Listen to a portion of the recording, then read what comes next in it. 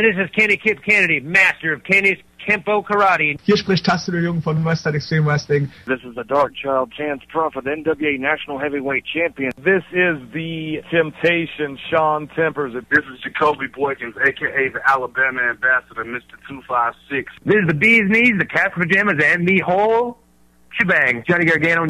This is Bill Darrens, and you're watching, you're listening, you're experiencing Beyond Ringside. And you are a better person for it. Trust me. 10, 9, 8, 7, 6, 5, 4, 3, 2, 1, liftoff.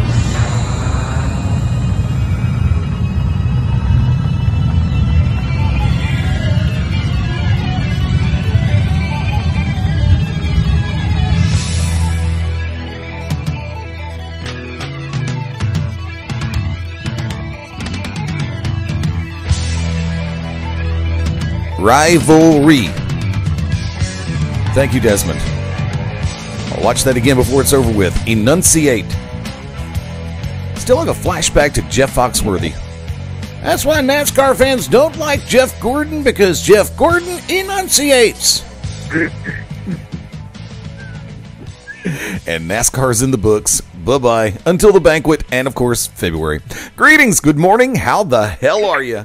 Welcome to the Shooters Gallery, the Beyond Ringside Saturday Showcase in a multiple location station.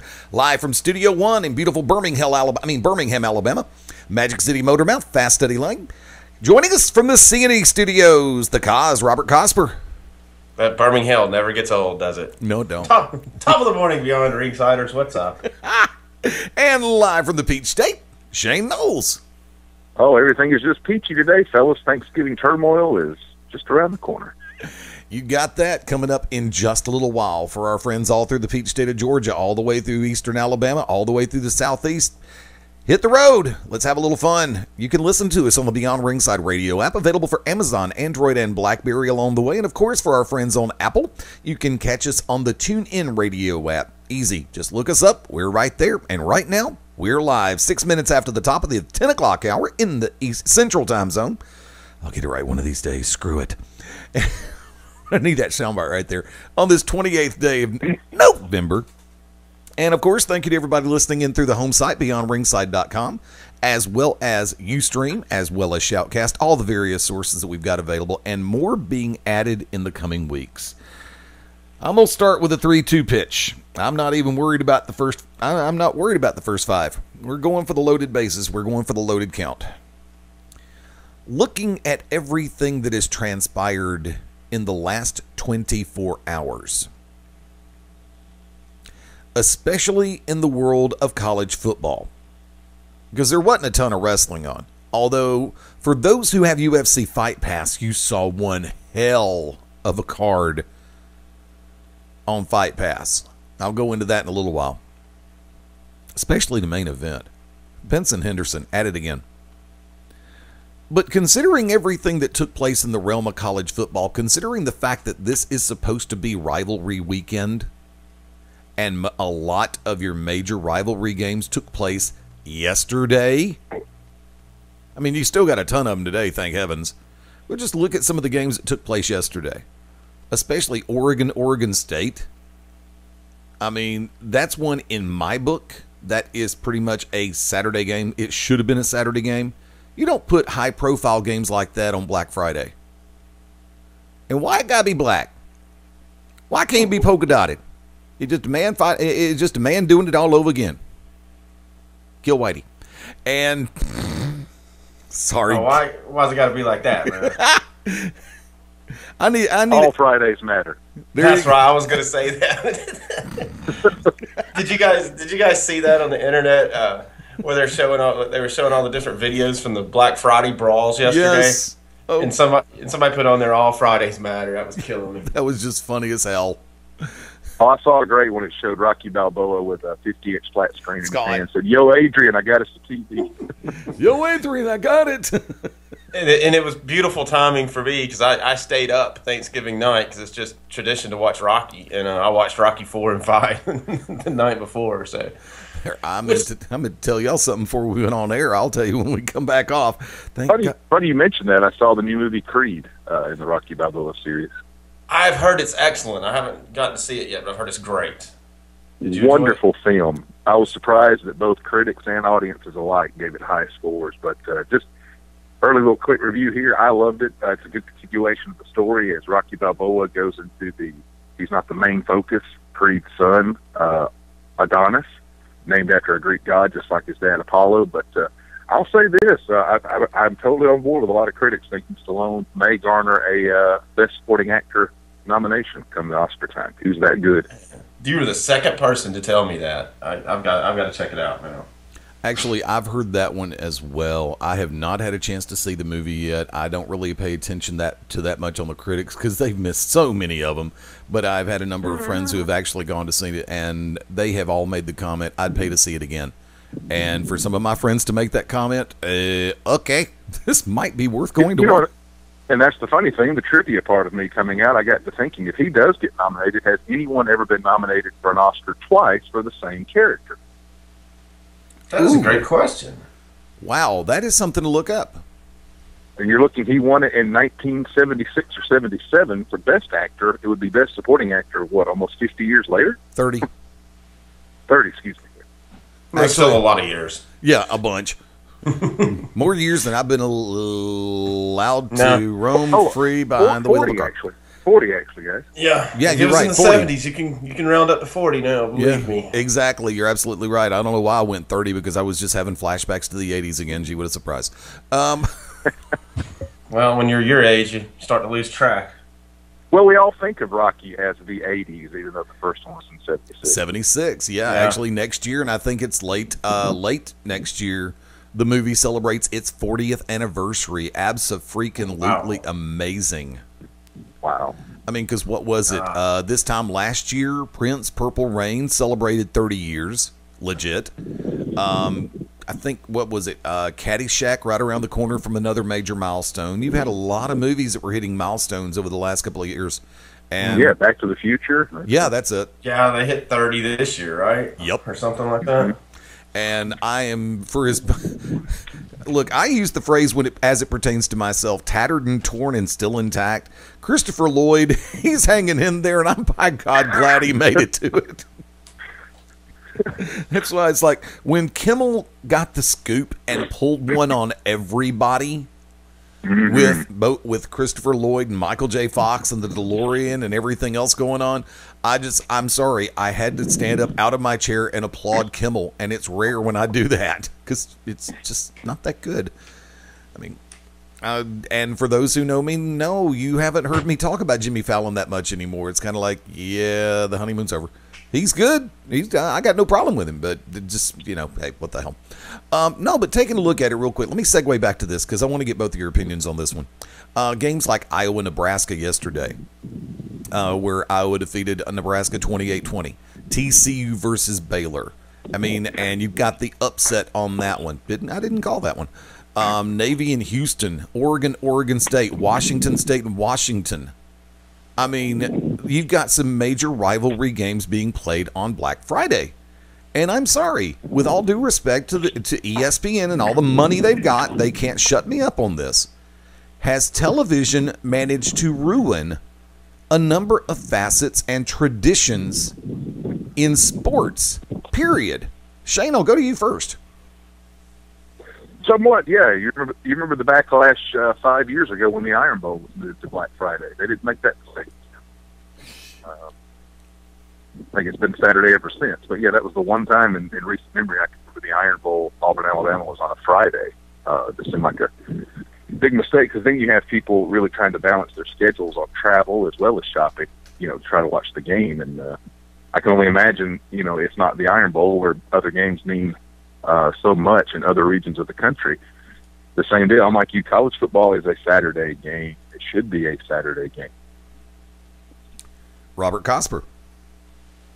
The Iron Bowl on a Friday didn't really bother me, but It should be Saturday, but I didn't have too much of a problem because you just always know right after Thanksgiving you're going to have rivalry Saturday or rivalry games anyway. So, but yeah, back to yours. Television ruined it. Yeah, it's ruined everything to me. But I don't know because you want to talk all these different football rivalries, and I'm in the South, man. There's only one game going on this weekend. Well, I mean, there are quite a few, and one of the ones I'm going to be paying attention to, of course, is Bedlam. I'm seriously, I don't know if it's just the left side of my brain or the right side of my brain, but I'm calling my shot and saying the Oklahoma State Cowboys are going to win that one. I've just got this feeling. I've got this hunch, and I'm going to use the phrase that I've come to know and love all the way through the season. I'm calling the upset, plain and simple. I have been right, I have been wrong, and this year I have been right more often than I've been wrong. And actually, Shane, you and I both went 2 out of 3 this past Thursday on Turkey Day. Not bad. Who could imagine Green Bay Packers? How much faith could you have picking the Detroit Lions? Well, I told you the reason why I picked Detroit. Mm-hmm. Old sentimentality here. And little did I realize that they would just blow Dallas off the field and send Tony Romo back to the hospital, which I really hate to hear. I really do. Yeah, Go ahead. I could see Carolina being motivated, though. And you saw several players speak of it. Lines shouldn't matter to football players, but I think when you see a 3-7 team favored over a 10-0 team on such a national stage, they took that personally. I'm going to turn this around for a second because this is an argument that I've put out there on a number of different occasions, and I know why it's done the way it's done. Okay, look, I'm not an idiot, kids. I understand business better than anybody. I'm the one who wakes up in the morning going, how can I make money today? Trust me. Let's go ahead and just say the character of Zach Morris from Saved by the Bell was patterned very much after me, except I never got to kiss Tiffany Amber Thiessen, you lucky bastard. And that'd be a house in the making right there. Because that's what I ended up giving her. It's just, here, one kiss, just take the house. Go ahead, bye, see ya. By the way, still props to Saved by the Bell for allowing Tiffany Amber Thiessen to actually get away with wearing a Brazil cut bikini, the next best thing to a thong. Go back and look. It's legit, and it was happening. The world of pro wrestling, I'm just going to go ahead and shoot straight over to the WWE on this one. Because I've said this for the last couple of years. Even though right now, on November 28, 2015, there are viable television alternatives to a degree for the WWE. Notice I use the word alternative the way it's supposed to be used. I'm not saying competition for the WWE. There is not that animal. The WWE's worst or their main competition right now is themselves. But the WWE, as it stands right now, in my book, I'm going to use my favorite word, overexposed. Because the fact you've got 3 hours on Raw, you've got the network, you've got SmackDown, you've got main event. The breath of fresh air in WWE is NXT. And guess what? It's how long per week? 1 hour. Yeah. And that gives it that sense of leave them wanting more. If you put the same faces on the same show week after week after week after week and then flip them back and forth between Raw and SmackDown, that sense of question, use that later, your sense of question is going to be gone because you're seeing so much of those individuals. Kaz, I'll go to you first. Your thoughts, agree, disagree, and expound. All of the above. Me personally, I've been saying for a couple of years anyway, I think it would be best for WWE to split the rosters again. Hello. Because there really isn't. You're right, there's not competition. And the closest thing is NXT, which is an excellent program. And to me, NXT's got old school wrestling down to me. You're right, it's an hour show, leaves you wanting more. Different style as opposed to Raw or SmackDown but I haven't watched a live Raw in a very long time. I mean, well over a year. Same thing for SmackDown. You know, and I'm to the point, you know, I've just gotten kind of burned out on WWE anyway. I kind of only been watching the pay-per-views. Which Survivor Series, I don't think it was as bad as everybody's saying it was. It certainly wasn't the best pay-per-view they've put on, but I enjoyed it. No surprises. I mean, I think everybody in the world saw the finish coming. I mean, but you know, they're, right now to me, you know, there's nothing good going on in pro wrestling unless you're working at the indie level or following the indies. I mean, and I know you're going to argue with me. Everybody's an independent wrestling promotion, but you're right. Indie wrestling, what I call indie wrestling, which you'll call a smaller promotion, they've got it going on to me. Mainstream wrestling just doesn't to me right now, but that's just me. I will change this because I won't say the word smaller. I will say the term more localized. And the only reason why that gets put into play, well, you know, I'm sorry. Let's put the world in proper perspective. Now, granted, it took a couple of weeks for Vince to amass the money to get a major television deal. Oh, maybe one or two. But, Shane, if you had Vince's budget, you'd be on national television right now, right? We certainly aspire to be, yes. I mean, same thing can be said for Tony Brooklyn over in Lone Star. Same thing can be said for Dan Sawyer, Don Maximo, Josh Wheeler, a number of the promoters that I've known across the country. And the trick to it is, yeah, we just don't have the budget that Vince McMahon does. I'm sorry. Plain and simple. Because you take away Vince's budget, he is going to be a more localized promotion. And, you know, you've got Global Force that's running around doing spot shows, but not they're trying to tape for television. But this week in and of itself, I'll stop there. Let me come back. I apologize for going because I meant to go ahead and say, Shane, your thoughts on what I was just the question I brought up a minute ago. Definitely an oversaturation of the market. And I think it starts first and foremost with 3 hours of Monday Night Raw. When your pay-per-views are 3 hours, I don't think your weekly show should be. To me, that's hurt the pay-per-view format in and of itself. Fans are getting 3 hours of Monday Night Raw already. Of course, WrestleMania is the only one that delves over the 3 hour time frame. Now they've gotten into the 4 and 5 hour format. SummerSlam. Super Bowl. Oh, SummerSlam did go over 3 this year. That's right. Yeah, the oversaturation of the market. And I'm one of the few, and I know they will never do this, but I am one of the few advocates for WWE taking an off season. Pick your 2 months. If you want to say the start of, you know, college football or NFL, because they always get hammered on Monday nights during that. Take 2 months off, like you said earlier about leaving them wanting more. If you took a couple of months off to let things build, as well as wrestlers heal their injuries, I think it would enhance the product. 2 words: Lucha Underground.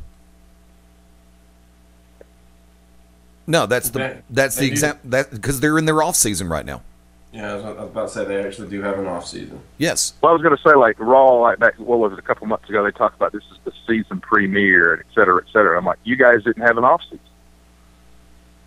because most television shows, weekly episodic television shows, comedy and drama and dramedy. Thanks for playing. That's actually a word. Look it up. That's what they used to call MASH, a situation dramedy. All normally go 24 to 28 weeks before they have their hiatus. You go 3 hours Monday. Like I said, you've got 6 hours technically, not to mention pay-per-view weekends. That's going to add another 3 to 4 depending on the pay-per-view. There's too much out there. And there is a true school of thought. Always leave them wanting more. That's why Georgia Championship Wrestling was so successful. World Class Wrestling, Memphis Wrestling, Southeastern. I mean, AWA on television was successful, and they had some damn good gates while they were at it. But they didn't run everything into the ground. I mean, World Championship Wrestling, Crockett time. First off, thank God it's back on the network. Because First off, you're going to have a ton of newer promoters going back and look at that and say, ooh, let's write this down for later use. Especially promoters up in the Northeast. I mean, I'm not Northeast, but out on the West Coast. Because you've got a lot of, it's like, chronologically speaking, we go back with this. And we paid attention to this over the years. But you've got a lot of younger promoters coming down the pike that are like, what can we do that WWE hasn't done, or at least hasn't done recently? Because what was it we were making the comment about millennials as they're getting into their television watching prime, so to speak, they don't know that a lot of this stuff existed, so this is kind of like a brand new product to them. But to keep everything in perspective, yeah. When they decided to go 3 hours on Raw, it's like, oh my God, cringe now. Because they're leaving too much out there. They're not leaving enough on creative. They're not leaving enough in the gorilla position. They're not leaving enough for people to think about. It's like they almost feel like they have to answer the questions on a weekly basis. You can't always... The trick to this whole scenario, and gentlemen, correct me if you think I'm wrong. You never...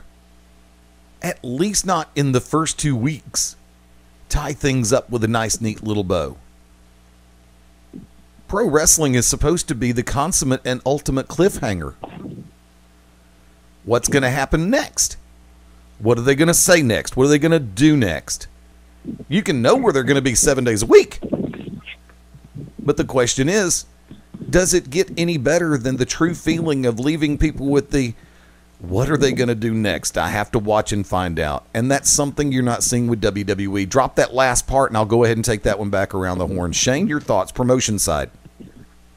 Yeah, looking back on it, when Nitro went to 3 hours, I thought it was never the same. They had that cool format of 2 hours. It was exciting. It was Monday night. It was live. What was going to happen next? But when WCW moved Nitro to 3 hours, at least I could understand the necessity, as they had at the time about 70 to 80 wrestlers on the roster trying to find time. And now it's like, the roster at WWE is not that deep. It doesn't necessitate 3 hours of your programming. I think one thing they've done, and it certainly turned me off, Kaz spoke about the last time he watched Raw. Gentlemen, I couldn't tell you the last time I watched an episode of SmackDown. And it's because WWE has made the fan realize SmackDown doesn't matter in the big scheme of things. Your big returns do not happen on SmackDown. Your big matches do not happen on SmackDown. It is a secondary show, and they treat it as such. If you press me on it, I probably haven't watched a full episode of SmackDown in 7 years. Wow. All right. I'm not far behind you. I haven't watched SmackDown. I couldn't tell you the last time either. It's been a long time.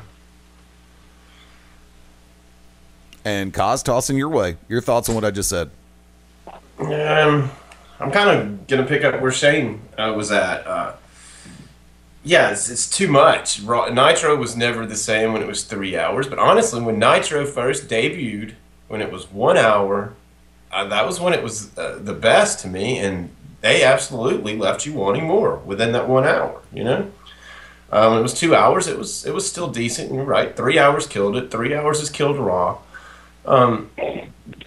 It's too much. You're bored with it, and I mean, think about trying to fill a 3 hour block every week and keeping it exciting. No matter how deep your roster is, that's kind of tough to do because people are going to get burned out. You know, that's a lot of fresh material every week. Well, you compared it to episodic television. Imagine if The Big Bang Theory, the #1 sitcom, went a full hour every week. Right. Or imagine if, people call pro wrestling the male soap opera. Imagine if You're Young and the Restless and Your Days of Our Lives were 2 hours each day. It would become oversaturated very quickly. And imagine if shows like The View were only 5 minutes. No, that would be... I would actually watch television for that. Now, here, yeah, and this is where I lay this one out there. There are some, and brain just went 9 different directions at once.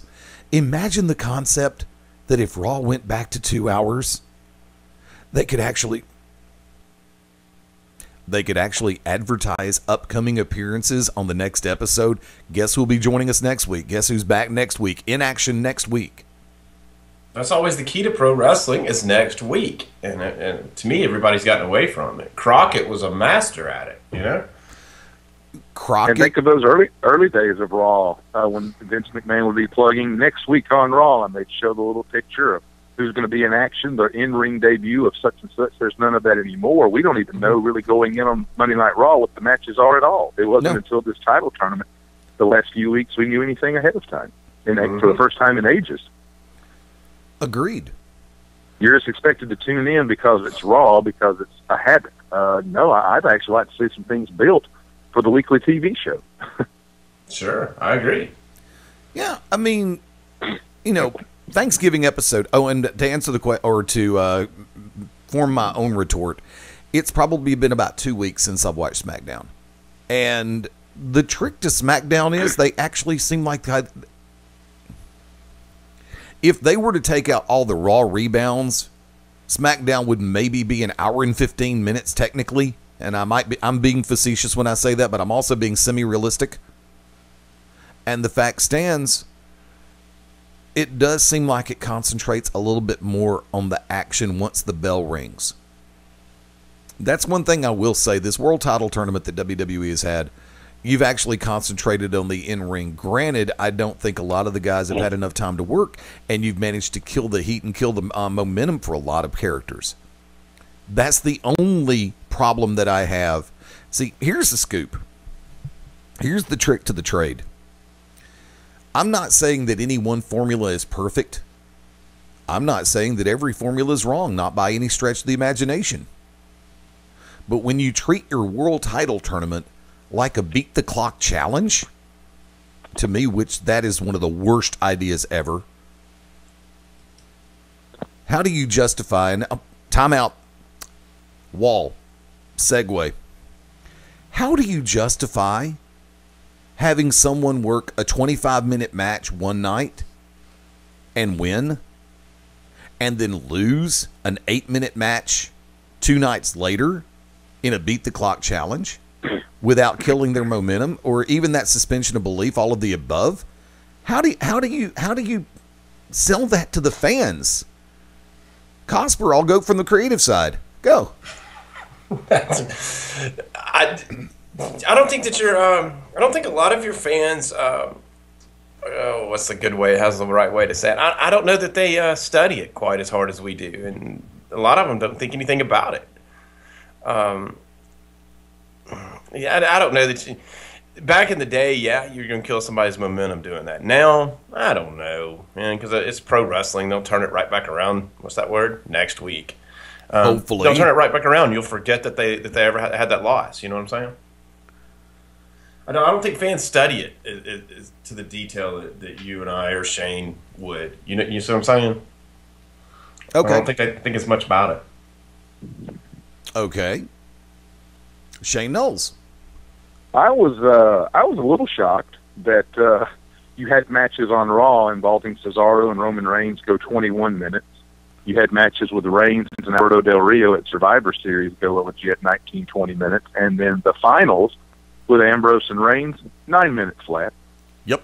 It seemed like they booked in reverse. I would think your TV matches would be in the 9 to 12 match. And it's just me speaking as a promoter. I would think 9 to 12 minutes on your television matches for the tournament. And then your final should be the 20 to 25, the big grand showcase for the two combatants who did reach the final. And the factor that they did put some of the matches on SmackDown, that way they could stretch things out, that was one of the saving graces for the whole thing. I mean, once again, I'm not denigrating the World Title Tournament. I thought it was a great idea. Matter of fact, I called that right off the bat. I mean, it's not like I'm saying that I would never say that WWE has stolen an idea that we come up with here on this station. No, never. Never. That's what's the phrase? Cause? Well, you know. What, hashtag beatdown? No, hashtag, no. Hashtag, what was it, JBL's phrase? Everything has a cause and effect? Oh, yeah. That's popped up more than once, yes. JBL has said that on Raw. Everything there's a cause and effect for everything. Yes, there is. You're right. Shane, go ahead. I want to ask your thoughts on this, guys, because we were talking about the tournament. The one Royal Rumble that has stood out to me, and of course several have, but the one that really stood out was 1992, Knickerbocker Arena, New York, when Ric Flair won the Royal Rumble and he won the title. That has been the only Royal Rumble where the title was decided in the Royal Rumble. Would you guys like to see that brought back as opposed to who wins as a number one contender? Because I'd love to see all 30 or 40, whatever format the number selection they go for, winner walks out with the title. That would be cool. I don't think we'll ever see that, because that's their initial kickoff for the Red WrestleMania and set up the main event at Mania. But I loved it because honestly, that was my favorite Royal Rumble. Now going back, I'm a Flair guy, I'm a Flair fan, and but that was my favorite Royal Rumble. It was awesome. It was an incredible Rumble. Flair, tremendous performance, and finally walked out the WWF champion. It was awesome. Oh. Same here. It stands out for two reasons to me. Flair winning the title, that being the only time the title was decided in the Royal Rumble. But the depth of star talent in that Royal Rumble. I mean, you could name 20 guys that were headliners. Sure. I mean, you had in that Rumble, you had Hogan, you had Flair, Sid Vicious, or we was doing Sid Justice at the time. Believe Macho was in it, wasn't he? Or was he still retired? Yeah, Macho and Jake the Snake. Kerry Von Erich, a very young Shawn Michaels. It just broke out into singles. Ted DiBiase, the British Bulldog, Tito Santana, the Warlord. The list goes on and on. Yeah, if you look at that field, it was so deep, Yeah, it was. And it was, like I said, it's tremendous Royal Rumble, I'm going to take us to break on this question. With all of the times that you've had tournaments or tournament setting situations where you crown a champion, why is it that very few ever go back and revisit the final match in the tournament and look at the person who came up short in that as the number one contender? In my book, it's a built-in storyline waiting to happen that 90% of promotions overlook. We'll come back on that one right after the break. Shooter's Gallery, open for business. This is Country Jack, Corey Hollis, and you are locked in to Beyond Ringside. When planning your next party or special event, insist on the best. Full Range Entertainment is a professional entertainment company providing a full range of services. From professional disc jockeys and MCs to catering and photography, when the details of your special day must be perfect, call us first. Wedding receptions, corporate parties, school functions, birthday celebrations, and more. We also have Birmingham's largest selection of karaoke tracks available. With over 40 years combined experience, Full Range Entertainment can provide you with the talent and professionalism you need and deserve to make your next event one you'll never forget. For more information on the full range of services we offer, call 533-HITS. That's 533-HITS. Or check us out on our website at fullrangeentertainment.com. This is Evan Ginsberg, associate producer of the movie The Wrestler, host of Legends Radio and Legends TV, and you're locked into Beyond Ringside. Howdy, friends. This is the Magic City Motormouth, Fast Eddie Lane, with your invitation to join yours truly, along with Mark Mabo Bowman and the Oracle of Ominous, the Wicked Nemesis, every Sunday night, 6:30 p.m. Eastern, 3:30 p.m. Pacific, for Beyond Ringside Live. Wrestling, mixed martial arts, sports talk, and a whole lot more. Keep your eyes open on BeyondRingside.com for all of upcoming show information, and of course, catch us on social media as well. Until then, we'll see you this Sunday, 6:30 Eastern, for Beyond Ringside Live on the Beyond Ringside Radio Network. This is Larry Goodman, GWH News and Notes, and you're locked in to Beyond Ringside. This is Dr. Tom Pritchard, and if you want to listen to the best in professional wrestling, get locked in to Beyond Ringside. Hello, and welcome to today's lottery drawing. Good luck. And here's today's winning numbers. First one up, it's not yours. Second one, not yours. And another number that's not yours. Okay, this is one number that's yours. It's a 5, but you don't get any money for that. And the final number is not yours. Yep, so chances are you're not going to hit the lottery anytime soon. Don't get us wrong, the lottery can be fun every now and then. Just please don't rely on it for your future savings. How about this? Brew your own coffee at home instead of buying that latte every day. Brown bag it to work instead of ordering in. Ride your bike instead of buying all that gas. These changes alone can save you thousands a year. Thousands. Small changes today, big bucks tomorrow. Feed that piggy bank. Go to feedthepig.org for more free ideas on how to save. Feedthepig.org. This message brought to you by the American Institute of Certified Public Accountants and the Ad Council. This is Super Cop Dick Justice, America's favorite wrestler, American-born hero. And right now, like a stiff bear hug, you are locked into Beyond Ringside. Hi, this is April Hunter from aprilhunter.com, and you're locked into Beyond Ringside.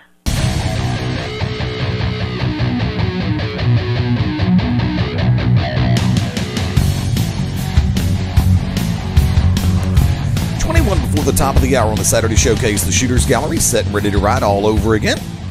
Hour 1 continues. Fast Steady Lane, Robert Cosper, Shane Knowles on this Saturday afternoon. Thank you for hanging out with us, and want to remind everybody, of course, if you don't catch us live, for everybody who is listening on replay, and I will say who will be listening on replay, but of course, if you're listening and it's a replay, you are listening while it's on replay. Podomatic, iTunes, Stitcher, Spreaker, and iHeartRadio. And of course, keep your eyes open on the media page at BeyondRingside.com. It's always just that easy. Now, there was a question laid out before the break, and I'm going to go ahead and take that one right back around the horn. If you're just now tuning in, should have been here 6 minutes ago. Kaz, you're up. I'm just now tuning in. What was that question again?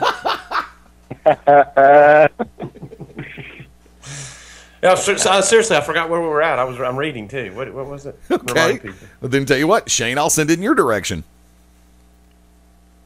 That was about the if you're going to have a title tournament. Yes. Should the gentleman who loses in the final be the number one contender? As I believe 90% of promotions skip that. Yes, they do. I'm right there with you. It's a bona fide storyline. How could it not be when the guy comes out the next night on Raw or the next episode and says, I came close, but I came up short, but you'll give me one more shot. Thank you. Yeah, I honestly don't remember it being continued like that since the end of WrestleMania 4. They continued on with Randy Savage as the champion and DiBiase coming after the belt, but that didn't last very long. I mean, in this case, where does Ambrose go? Again, I believe he's going to be swept under the rug because he was the final man in that tournament also, but your deal's going to be Reigns and Sheamus. So where does Ambrose go in this? See, therein lies the funny part, because there's a double-edged sword on this one, and this is something that I thought about as I was asking the question. Well, if you've got this person who has just fought in a world title match or in a championship match, and they lose and the other person becomes champion, granted, you could still call them the number one contender, especially coming out of a tournament circumstance. But if you continue that storyline and the person loses again, how do you play that? The main way that works out is I don't know. It's actually a coin toss. Because if the person who is the number one contender theoretically comes out or is a heel, do you run the risk of them losing heat because of that loss and an additional loss on top of that? It's easier for an established babyface to lose a circumstance like that to a bona fide heel. Keyword bona fide, kids. I'll explain that one later. It's easier for a long-term babyface to lose to a bona fide heel than it is for a heel to lose to a babyface in the same circumstance.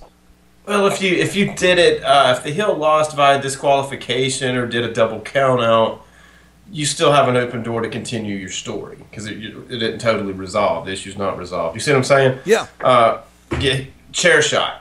Get disqualified for using the chair. Nothing's settled. Your babyface is still mad because he was just hit with a chair. If you get a double count out, nothing's settled. So I don't think that takes any heat away. Okay. Shane? Yeah, I agree, and I just thoughts on Sheamus. I want to get you guys' thoughts on this. For me, they could have had a shot with Sheamus a few years ago, but they just made him so middling mid-card. I'm just at the point now that he got the briefcase and cashed in. It's like, no. I mean, if you think Sheamus is best for business at this point, I know there's not a lot of depth on the roster. I'm pushing back on that. It's like you had your chance with Sheamus. years ago. I just don't think they can get him back to that level again. I know he's a Triple H favorite, but it doesn't seem to go over with the fan base at all. I agree. And I think you're exactly right there. They did. They had a tremendous opportunity with Sheamus several years ago. Now, be it injury and other things have gone on, it's not just totally the character. But, yeah, he's not – I don't think they can get him back to that level either. And just coming out and basically putting the belt on him in a really a storyline that they just ran, what, a year and a half ago? Yeah. So it's still very fresh on people's minds. It's not original, and you know, and I was thinking about this morning too, as far as the Sheamus deal goes. Does this kind of put? To me, it's kind of setting Roman Reigns on a Lex Luger type pace. I'm not saying Luger didn't have a tremendous career, but he definitely could have been more and definitely could have been bigger, especially during his WWE run, you know, because Luger never got the belt and it was almost a guarantee that he would get it. Kind of the same deal with Reigns. Do you really recognize that Reigns actually got the belt for the 30 seconds he had it there? I'm sorry, I'm just continuing Shane's question. Go ahead and answer Shane's, Eddie. No, actually, Shane, go ahead and take that one, then I'll go ahead and take yours. No, I'm right there with you. I had always told Eddie that I thought Roman Reigns' first title victory would not be in this tournament, that I thought if he's going to be the new face of the company following John Cena, it would be a big coronation-type deal at either a WrestleMania or a SummerSlam. And I understand the story, but now the history books will show you held it for all of 60 seconds.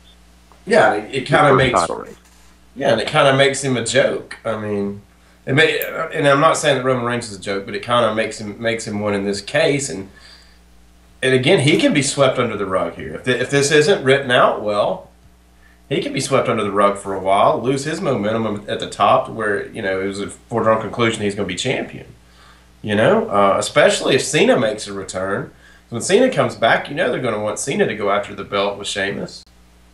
Not that I was going to say, feedback I've gotten from a lot of fans is there's two guys that they want to see around the title picture, and for reasons contract and injury, neither Brock Lesnar or Seth Rollins is in the title picture.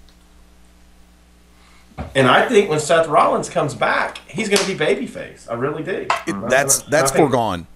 That's a foregone conclusion. Yeah. Case point scenario, when Hunter Hearst Helmsley, Triple H, went out with the first quad injury, he was as heel can be. He came back, pop. And that was an awesome comeback. But I was, at that time, and I'm still a huge Triple H fan, but at that time, dude, when he came back on Raw, that was freaking awesome. Oh, yeah, it was. And I think the only one that, and even though it wasn't an injury circumstance, I think he may have found his smile, was when Triple H was actively recruiting. Never go wrong with that one. Hell no. When Triple H was recruiting Shawn to come back, and there was the Spirit Squad beat down on Triple H, ordered by Vince, and then all of a sudden the final member, I think it was Mitch, comes flying out from back in Gorilla, and you see Shawn Michaels come walking out, and the wife beater and the jeans walking like John Wayne, and he looks at Vince and hauls ass down to the ring. You could tell his leg was hurt, and it's like that reformation of D-Generation X on that episode, which they conveniently edit. Thank God. Triple H mooning Vince. And the night that you find out that Triple H wears a thong under his... Look, I was with you right up to the end there, man. No pun intended. No, but seriously, I remember the live episode and everything they've done. They've gone back and covered, and I have a VHS of it actually on that part. And so you have video of Triple H wearing a thong, is what I'm hearing. No, I have video of that episode where Triple H mooned Vince McMahon and proved to the world he wore a thong. Okay. I'm hearing you say you have video of Triple H wearing a thong. That's all I heard. That sounds like selective hearing on your part, and folks, you hear where Kaz's mind just went. He only focuses on the factor of Hunter wearing a thong. I'm just going back and forth with you. I turned it right back to you. Now, coming over to... Another cool Triple H return, though, was, remember when Randy Orton, and he was doing Legacy with Cody Rhodes and DiBiase. Yeah. Remember they punted Vince, they punted Shane, then they screwed up and he gave Stephanie the punt. Remember? And that's what. Remember Vince and Shane came walking out, and Orton and Legacy were in the ring. Vince and Shane walked out and rolled up their sleeves, getting ready to go fight. And then they hit Triple H's music, and Hunter walked out. That was badass. Yeah, you knew he was coming down to whip their ass because they just punted his wife. You know. Yeah, and it was awesome. Sorry. When you have the right situation and it's all right time, it has to be right time, right place.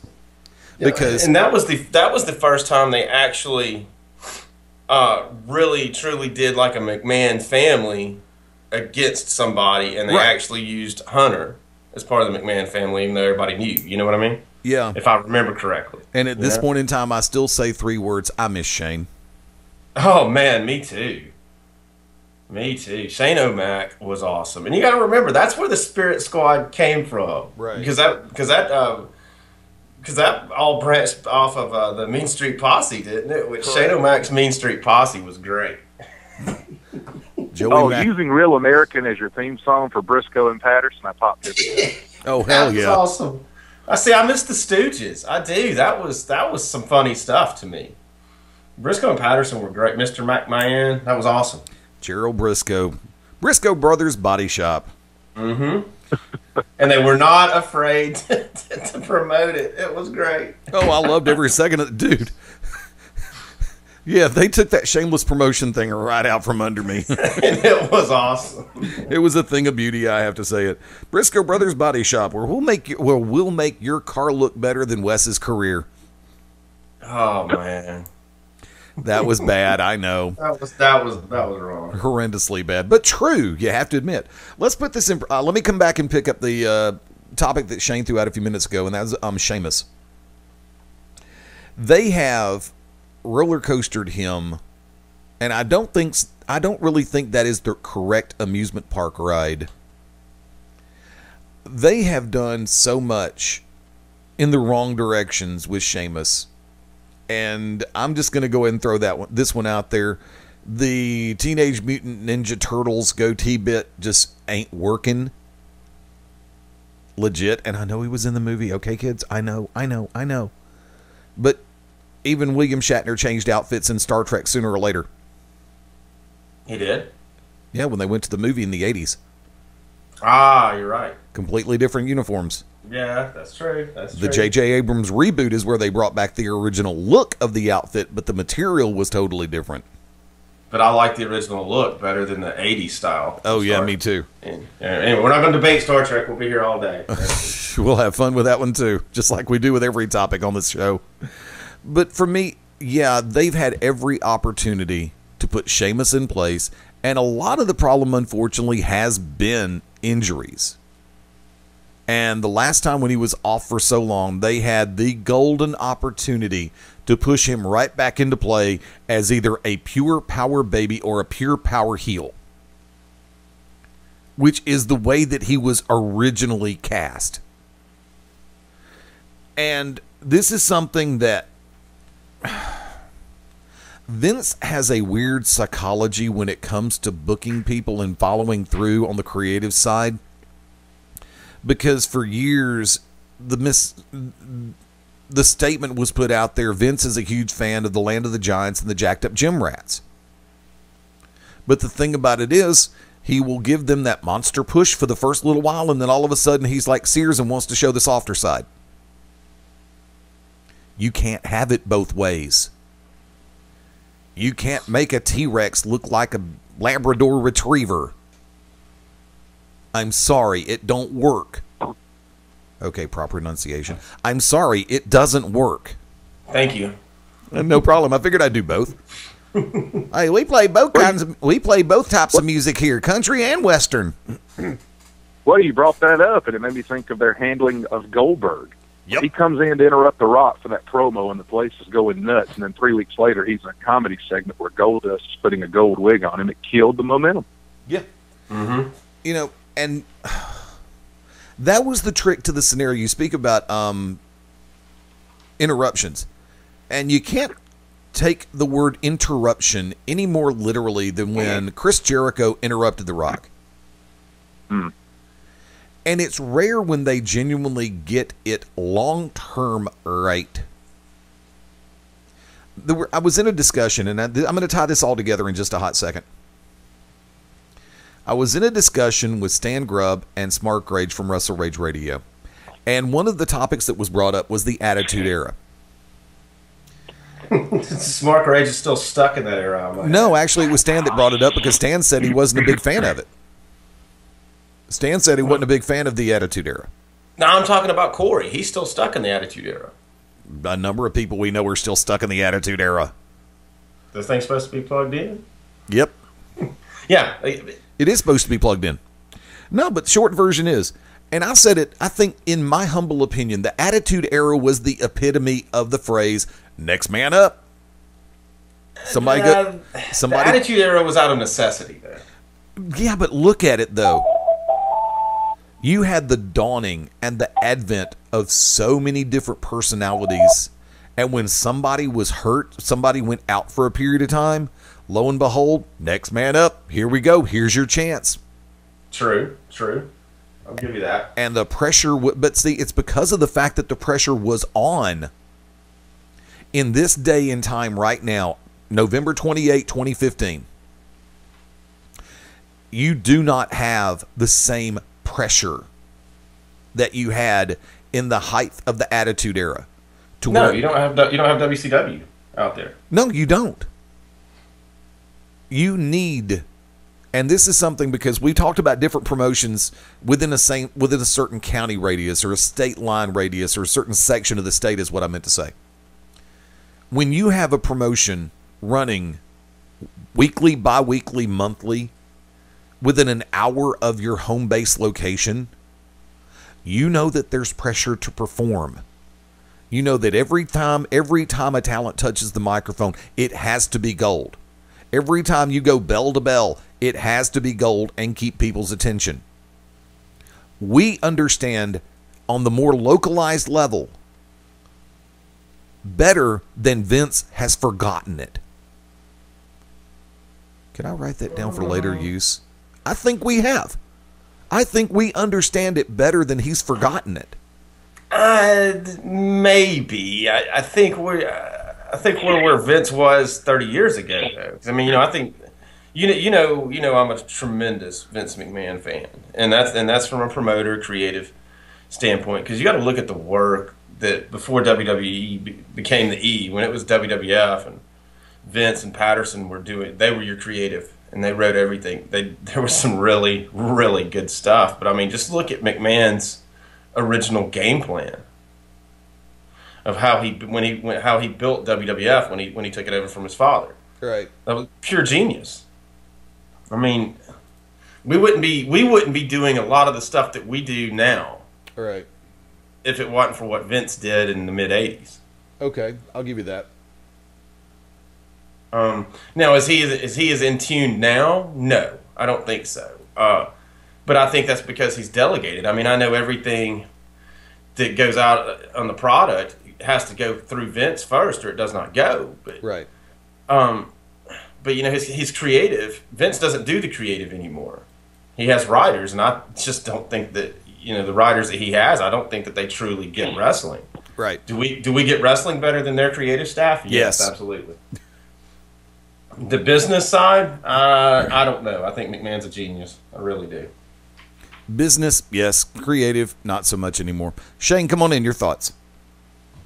Business, very much so. I mean, no one's built a global empire like Vince McMahon. But on the creative side, and it still pains me to this day. Anytime I read this quote or paraphrase it, we're out. I hate when I hear Vince use the word that he hates pro wrestling. He hates wrestling. And I'm like, dude, you built your empire. If you go back and look at the way the WWF was run in the 80s, that was wrestling. Mm-hmm. It wasn't sports entertainment at the time. Yes, you started transitioning into WrestleManias and pay-per-views and all that, but it was still wrestling. It wasn't sports entertainment per se. And I've never seen that in any medium where someone built their empire one certain way, and then once they reached the top, they did just about anything they could to destroy anything to do with it, if that makes sense. You know about the terminology that announcers are not allowed to, they're supposed to call them superstars, not right. wrestlers. It can't be called a title. It's supposed to be the championship. It's just these little silly nitpick things that the new generation, it's just going to be the way they're conditioned to it. But for someone that's been around wrestling like we have, I mean, that offends me. I'm like, why? I don't think you're going to hurt your product if you refer to Brock Lesnar as a heck of a pro wrestler as opposed to, boy, he's a good superstar. Or he's a great sports entertainer. Right. Why not just call them athletes? Which they are. But I agree with you on that for the most part of, Vince turned around, and now it's not wrestling, it's entertainment. But in his defense, now you're exactly right, he built his entertainment empire off of wrestling.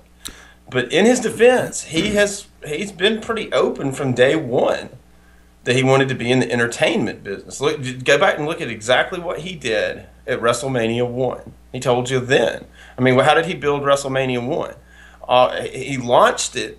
His original road to WrestleMania was launched on a brand new cutting-edge network of MTV at the time. That's where they did the War to Settle the Score. And that's where you had the initial debut of Mr. T. That's what set up the storyline for WrestleMania. Cyndi Lauper, Liberace, Muhammad Ali. Absolutely. And he's been mixing the entertainment industry in pro wrestling since WrestleMania 1. So he's been kind of open about it. But yeah, I mean, I'm kind of with you. It offends me too that when you refer to pro wrestling as entertainment, I agree with you wholeheartedly there. I'm just saying I don't think this is something Vince just shifted gears midway and sprung though. He's really just telegraphed it from day one, in my opinion. I'll go back to this. I've been reading Chris Jericho's third book, which, by the way, I find all his books fantastic reads. But he was talking about the program, and this made me think about it earlier when we were talking about Shawn Michaels with Spirit Squad and whatnot.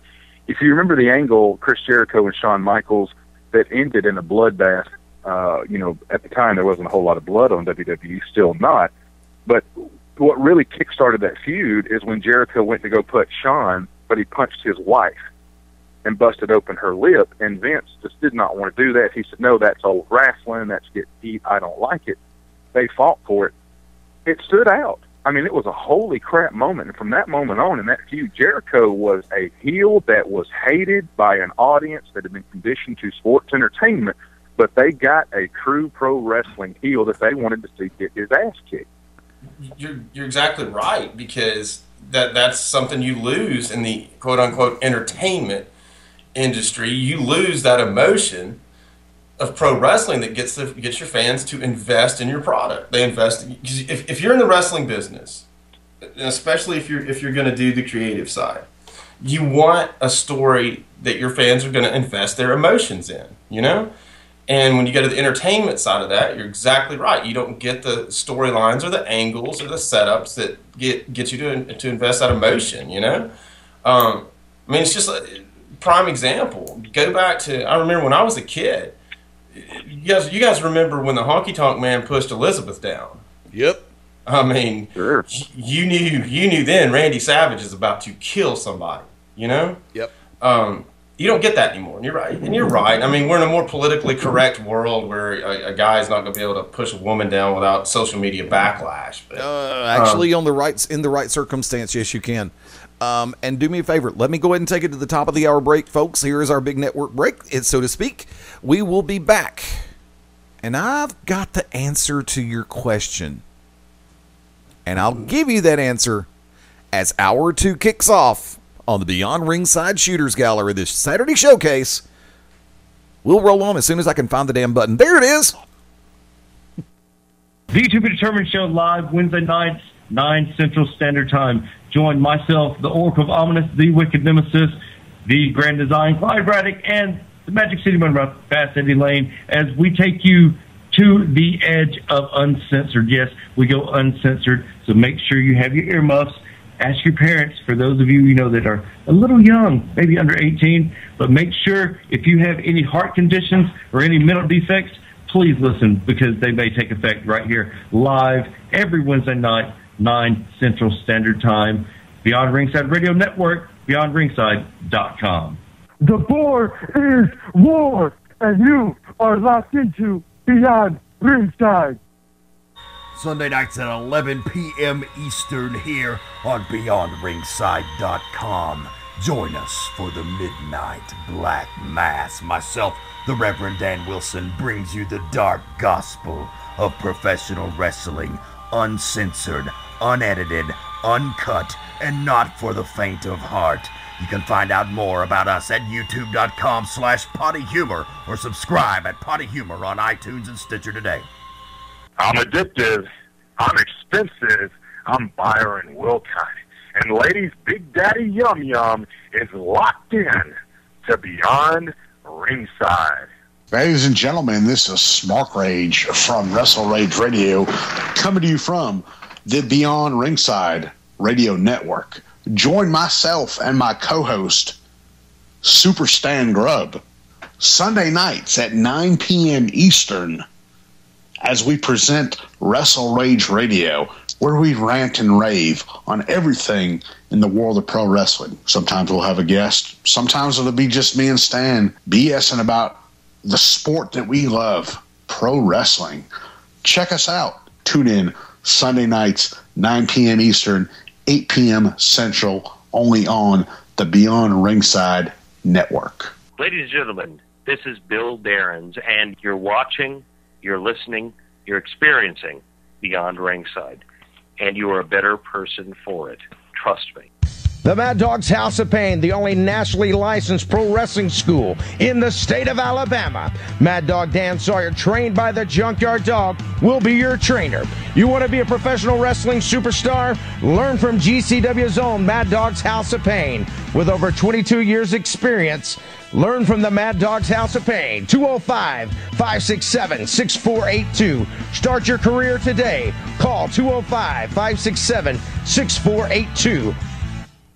This is Awesome Austin Creed, the smartest man in this industry called pro wrestling, the valedictorian of this business. You are locked in to Beyond Ringside. 2010, after 2 years of constant bullying, 11-year-old Ty Smalley took his own life. In the past 7 years, more than 55,000 children have taken their own lives due to bullying. That's 22 youth suicides every day. Stand for the Silent is a grassroots organization that educates people about the harsh reality of bullying and the devastation it causes, and they need your help.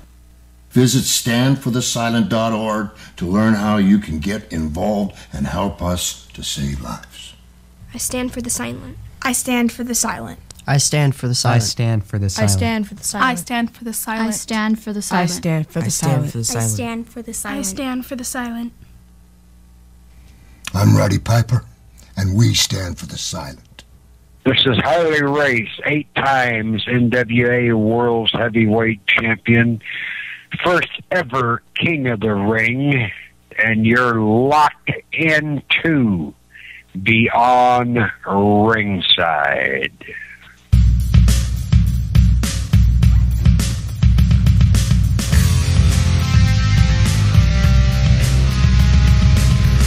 Just thankful Bass Pro Shops had a sale on ammo yesterday. Literally. Actually, I'm serious. I think it was Bass Pro Shops that had a sale yesterday, doorbuster for 500 rounds of 22 long for $34.99. I'm actually quite good with that. And the line was out the door and down the building, plain and simple. Welcome back into the Saturday Showcase, the Shooters Gallery open for business. I was actually using the Bullets reference as a serious thing to bring us back. But, yeah, top of the hour, let's go round the horn. Live from Studio 1, the Magic City Motor Mouth, Fast Eddie Lane. Welcoming back in Robert Cosper from the C&E Studios. Yeah, good morning. And live from the Peach State, the man himself, Shane Knowles. Good afternoon here in the Eastern Time Zone. There you go. Why is the #1 ranked team in the country, even though they're playing an unranked South Carolina team, why in the hell is Clemson playing at high noon? That should be... that's the Army-Navy spot. Really? I mean, it genuinely is. And there were a bunch of games. There were some high-profile games going at the noon Eastern slot. You know, noon, 11, 10, 9. So for our friends on the West Coast just now waking up, they get to see the #1 ranked team in the country play right now at 9 o'clock in the morning. It's almost like breakfast at Wimbledon, which is always a cool thing. Absolutely. I will go ahead and tackle that question real quick because we got a lot of ground to cover.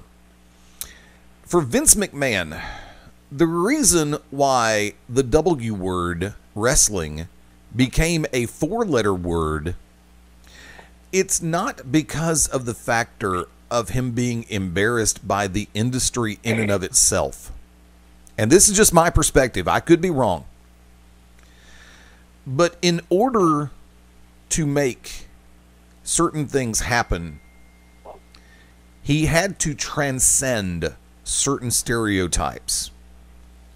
And the big stereotype that he had to find a way to transcend was epitomized in his telephone conversation with Ted Turner.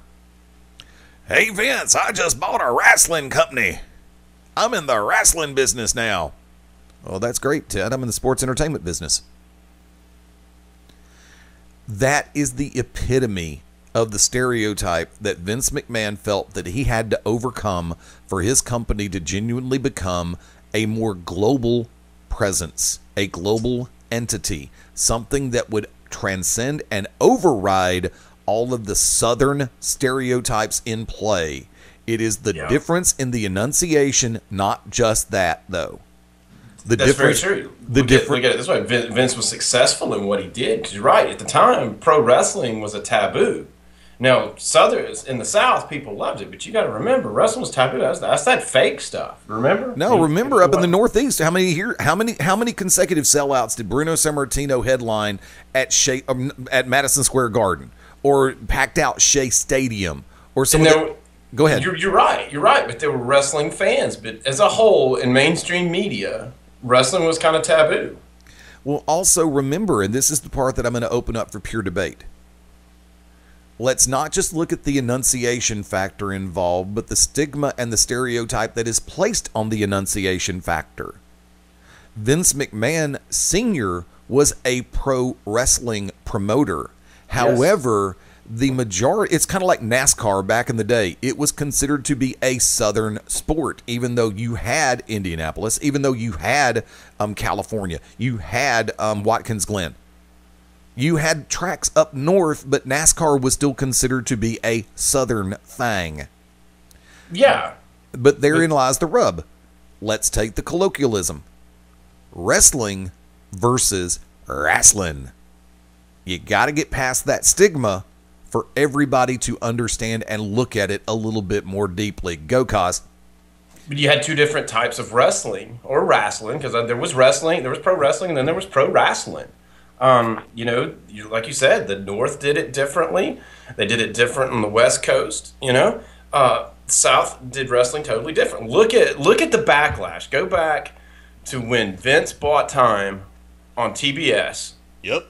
And bought out Georgia Championship Wrestling's time slot. And he started bringing WWF superstars on Saturday night wrestling, basically in Georgia. Remember how pissed off people were? There was tremendous backlash over that. Huge.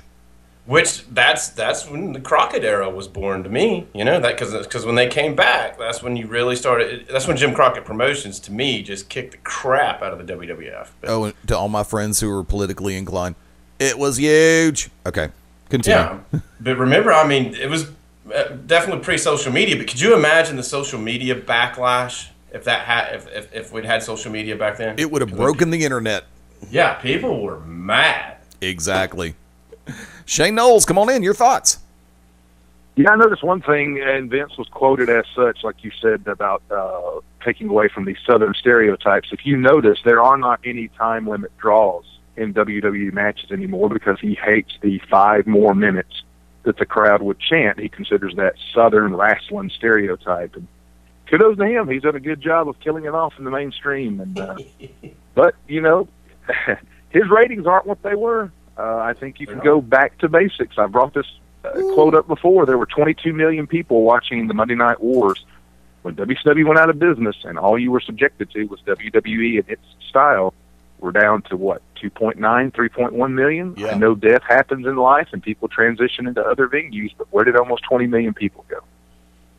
And you're right. And to prove your point, Shane, just right now, this morning, if you go to Yahoo's homepage, we're on Rivalry Football Saturday. All right? 3 articles on Yahoo's homepage right now this morning are addressing WWE, and the lowest Raw rating in 18 years was this past Monday, and are talking about exactly what you just said, how many viewers WWE has lost and how they've dropped in the ratings, and the question of why. And they're also talking about the whole thing about Roman Reigns, and this is where I'm not going to agree with Vince's philosophy, which I normally do. His philosophy is it doesn't matter what type of publicity that you get, good or bad, it's publicity they're talking about. So in this case, I'm going no, because what they're talking about is why your product's so bad. That's not encouraging people to click over and check it out. And the philosophy was based on, if they're saying something bad and they're doing something this dastardly, I might as well go see what they're doing. That's not what's going on here. That's the truth. Tell you what, we are going to take a brief off-ramp into another realm. Of course, we normally put predictions during the 10:30 segment Central Time. There are games which have kicked off and are underway, and we're going to go ahead and take a look at a couple of them real quick. Yes, rivalry weekend. I should go back and do the old Baba Wawa from Saturday Night Live. Look it up, kids. It's rivalry weekend. And we should get Bo Jackson to walk in the door and go, strong enunciation there, Eddie. Nope, not going to happen. Yeah, I'm sitting back looking at last night's game between Oregon and Oregon State, and that's a Saturday game, and that should have actually, in my book, been primetime. And like I said, you've got TCU knocking off Baylor last night, which pretty much eliminates them from the championship tournament consideration. And I'm ecstatic due to the fact that Miami beat Pittsburgh. There is a light at the end of the tunnel, and I'm good with that. But let's go ahead and run these down real quick. And Kaz, I know you're not big on college football, so there's only a couple of games that I'll throw your way because I know they're higher profile games. Just throw the one. Just throw the one. Okay. Clemson, South Carolina kicking off just a few minutes ago. 9:52 left in the first quarter. Still scoreless right now. Shane, how big do you think Clemson wins today? I actually think they win big. I'd say 17-20 plus. I think they need to make a statement. I feel like they want to make a statement that they are the true number one going in. They still have the ACC title game on tap, but this is the SEC, the conference that gets all the buzz. And even though South Carolina's not a prominent team, I think Clemson wants to make a statement against it.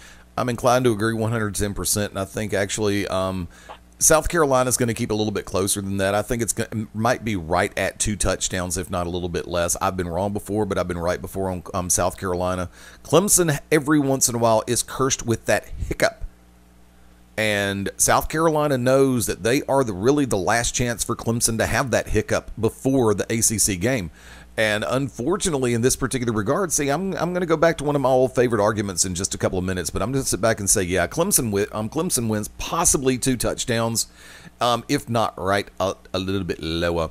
A game that's been drawing a ton of attention today. Ohio State, Michigan kicked off and underway right now, and I don't see an active score on it. It's on the ABC and the Watch ESPN app.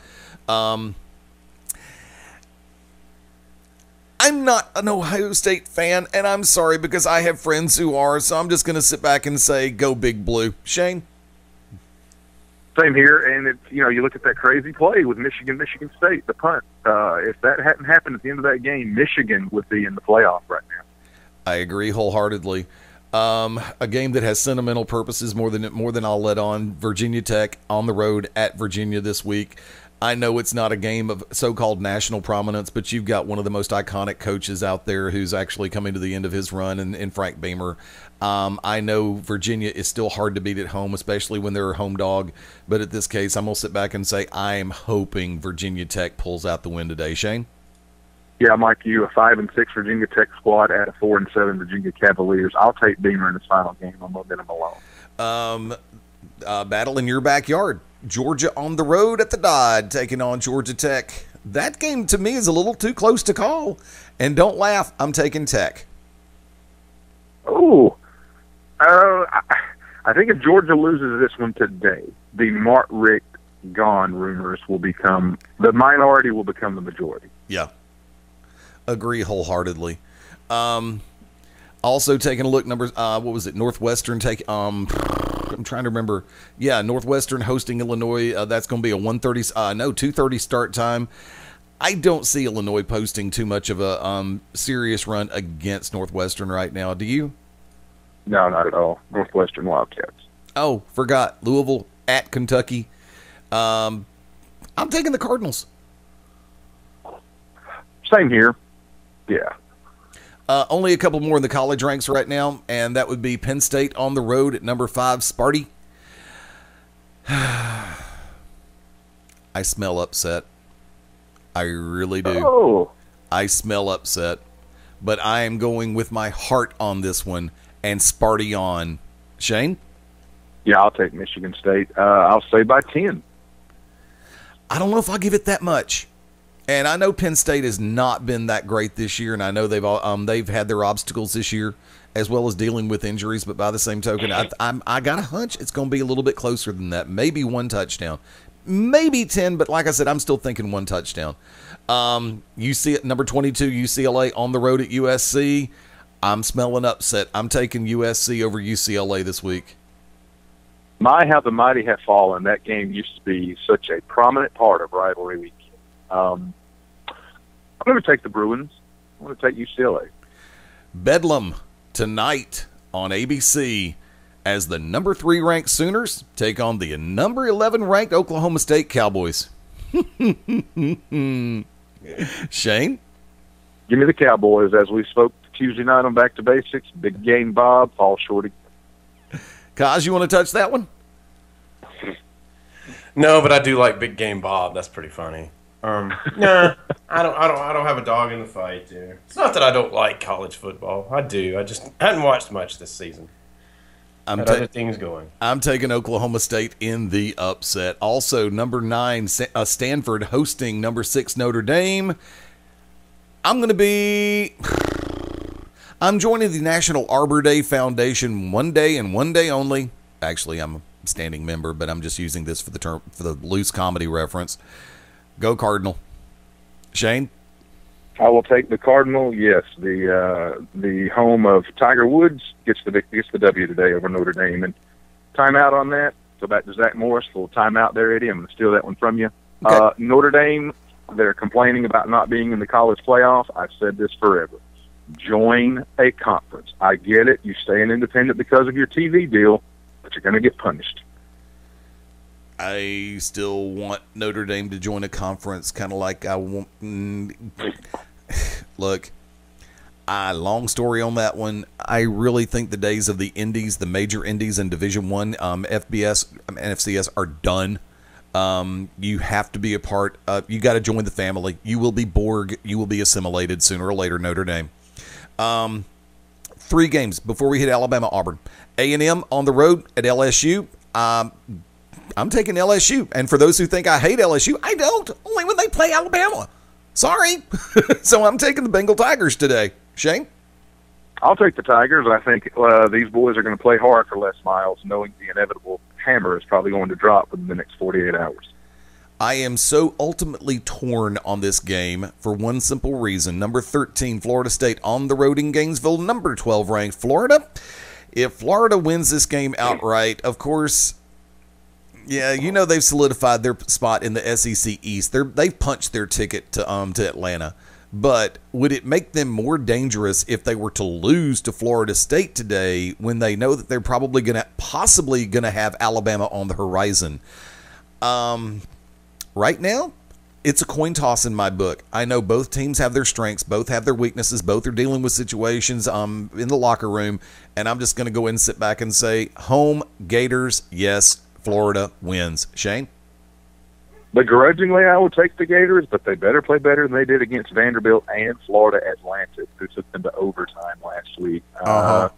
This is Florida, and if they lose to Florida State, yes, they're still in the SEC title game and can play spoiler, but they still have the slightest hope of getting into the Final Four, the national title implications. And from there, how much of an upset would it be if Mississippi State beat Ole Miss today in the Egg Bowl, Shane? Not much, honestly, in my opinion. I think Ole Miss does what they do every year. And I won't say every year, but they get that signature win against Alabama, and they just kind of trend downward. Unfortunately, it's happened again. They're going to be a party in Starkville. That's all I'm going to say. Mississippi State wins the Egg Bowl. Which one are you taking?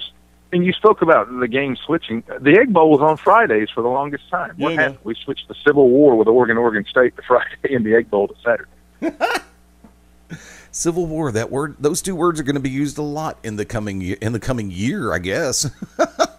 Segue, they released the trailer for Captain America Civil War. Nice. But I think they told too much of the story in the initial trailer.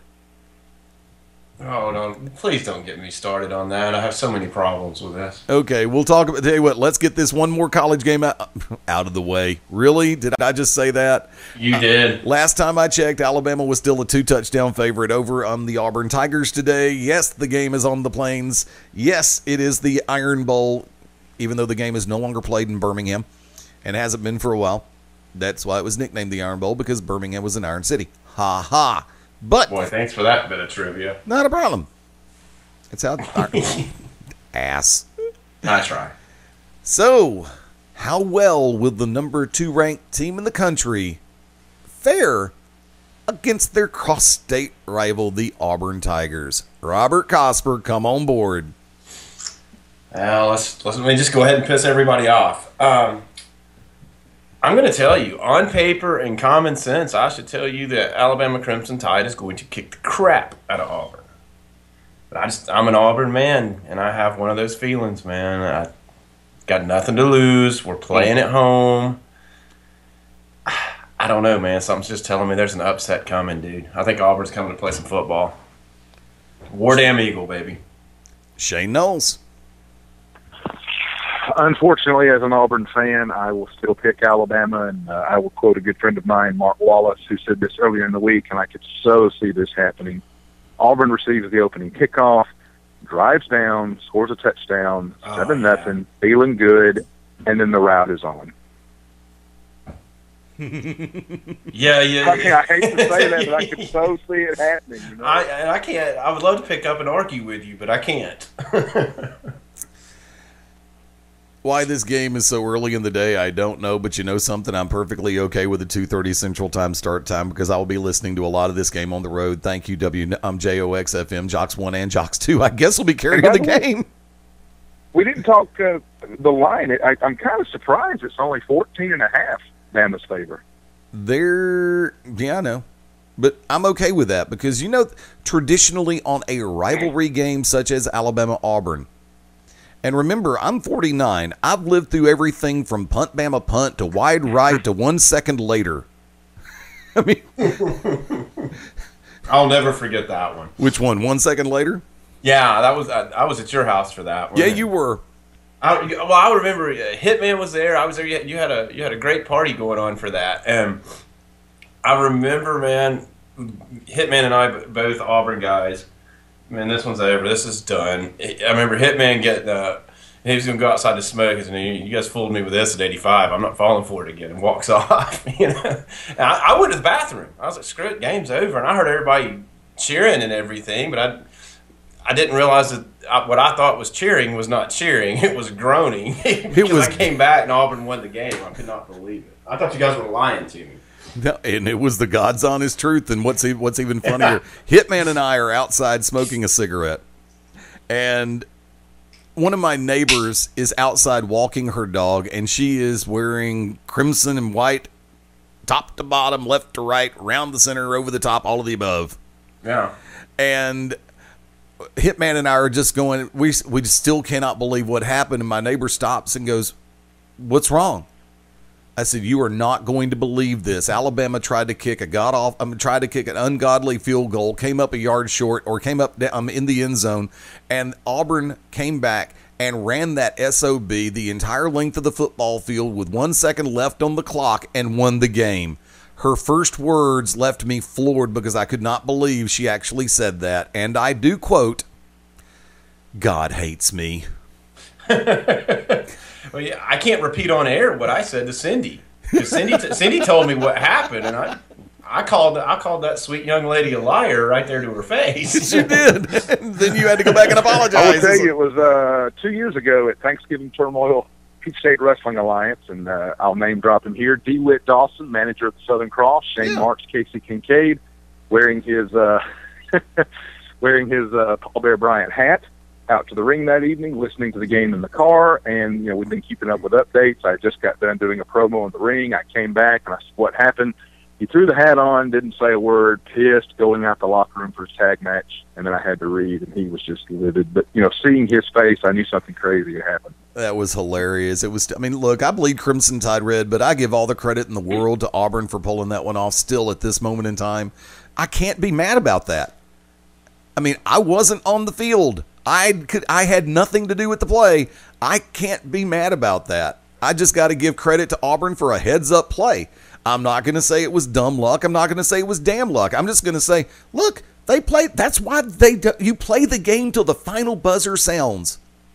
Oh, yeah, and the prediction I picked, it reminds me of a game in the mid-'90s at Legion Field.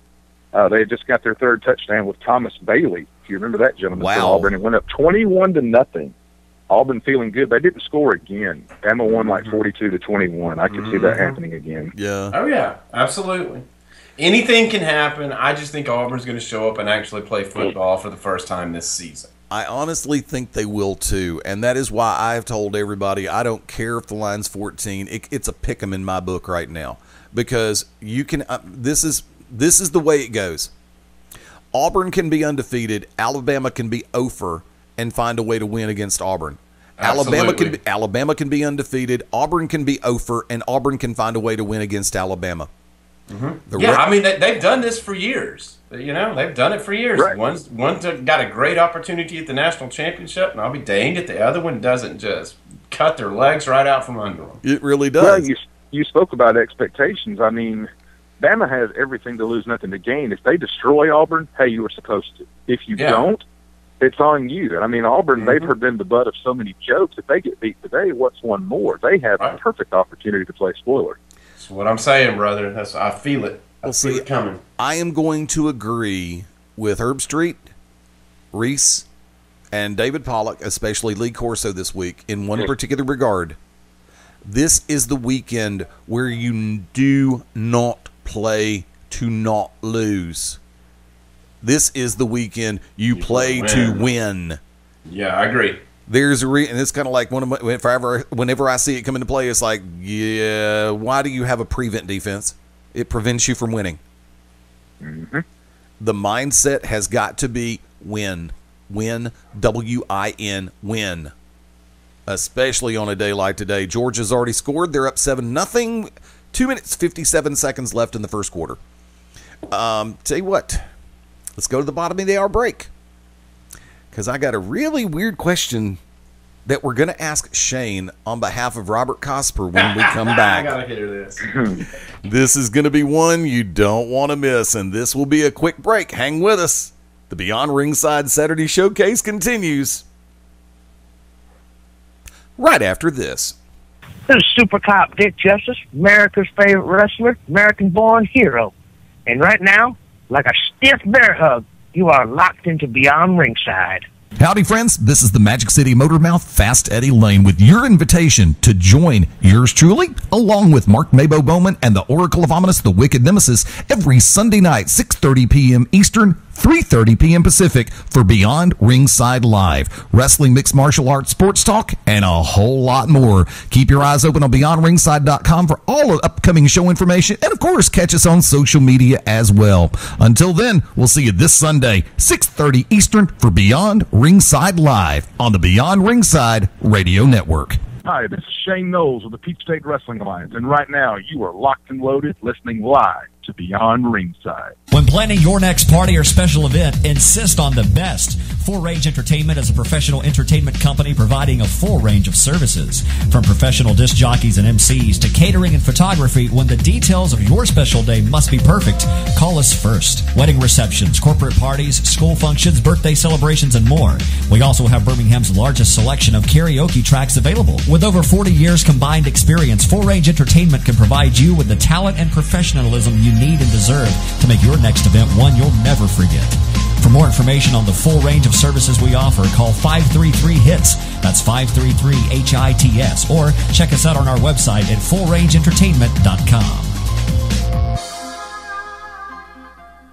That's a rock and roll model, the hair metal heartthrob, your favorite wrestler, Matt Sexfeld here, and you're locked in to Beyond Ringside Radio. Do you like beer? Do you like business? Do you like businesses that make beer? Then you'll love this new show. It's the Beer Trail Podcast. I'm your host, Chris Price, and we're going to travel through the world of craft beer and talk to the breweries and see how they got started and what inspired them to make their beer. So check it out at thebeertrailpodcast.com and tell your friends, and hope to see you on the trail. This is Bullet Bob Armstrong. I'm Southern born, Southern bred, and I never miss Beyond Ringside.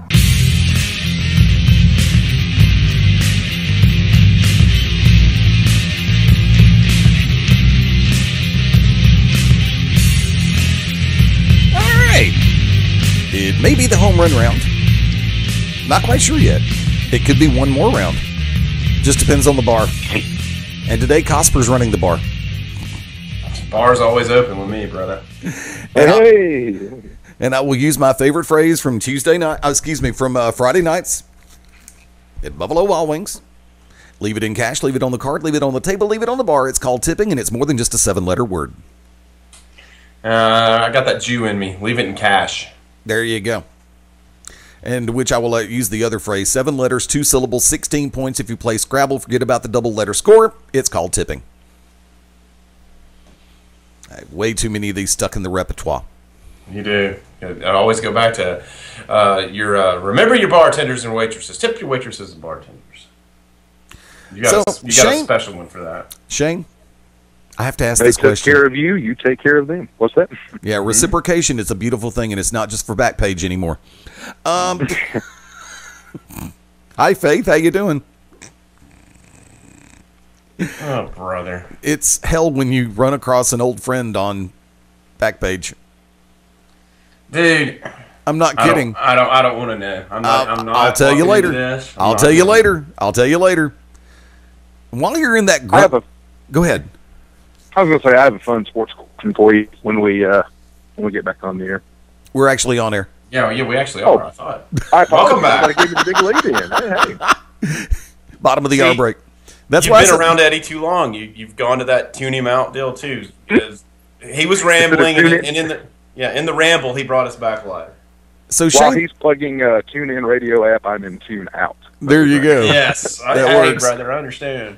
So, Shane, the question for this segment is, does it make Cosper gay for Ace Haven that he finds Charlotte attractive? Yeah, I'm struggling with this right now. Oh, let's see. I think Charlotte is attractive from the neck down. But she looks like Ace Haven in the face, man. I'm telling you. Love you, Ace. Hey, look, I just put Ace Haven over. I put Ace over. But Shane, I want you to think about that tonight because Ace is actually going to be on your show there at Peach State. I was going to say, how can I not when he's in the ring with Charles Andrews this evening? So yeah. So I want to thank you somewhere in the evening is all I'm saying. And we're going to do this long before shameless plugs. Let's put this one on the table for wrestling fans of the southeastern United States. It's time to play. #Party at Peach State tonight in Carrollton, Georgia at Central Elementary School. 633 Stripling Chapel Road in Carrollton, Georgia. Bell time is 8 o'clock Eastern, 7 Central. Bell time is, doors open at, son of a bitch. 7 o'clock Eastern, 6 Central, 1 hour beforehand. I'm sorry. Every once in a while, that shameless side of me just gets one step ahead. They should bring America out in that Star Spangled Bikini Top in the next Avengers movie. I think that will work perfect. Or either that or Captain America. Shane, let me just give you some personal advice. Don't let Eddie anywhere near America. Don't let Eddie near America. He's got a crush going on, man. We will not let Eddie invade America. Yeah, he's yeah. Let's not. Oh, nice. We'll Pass Eddie Lane, the conquistador.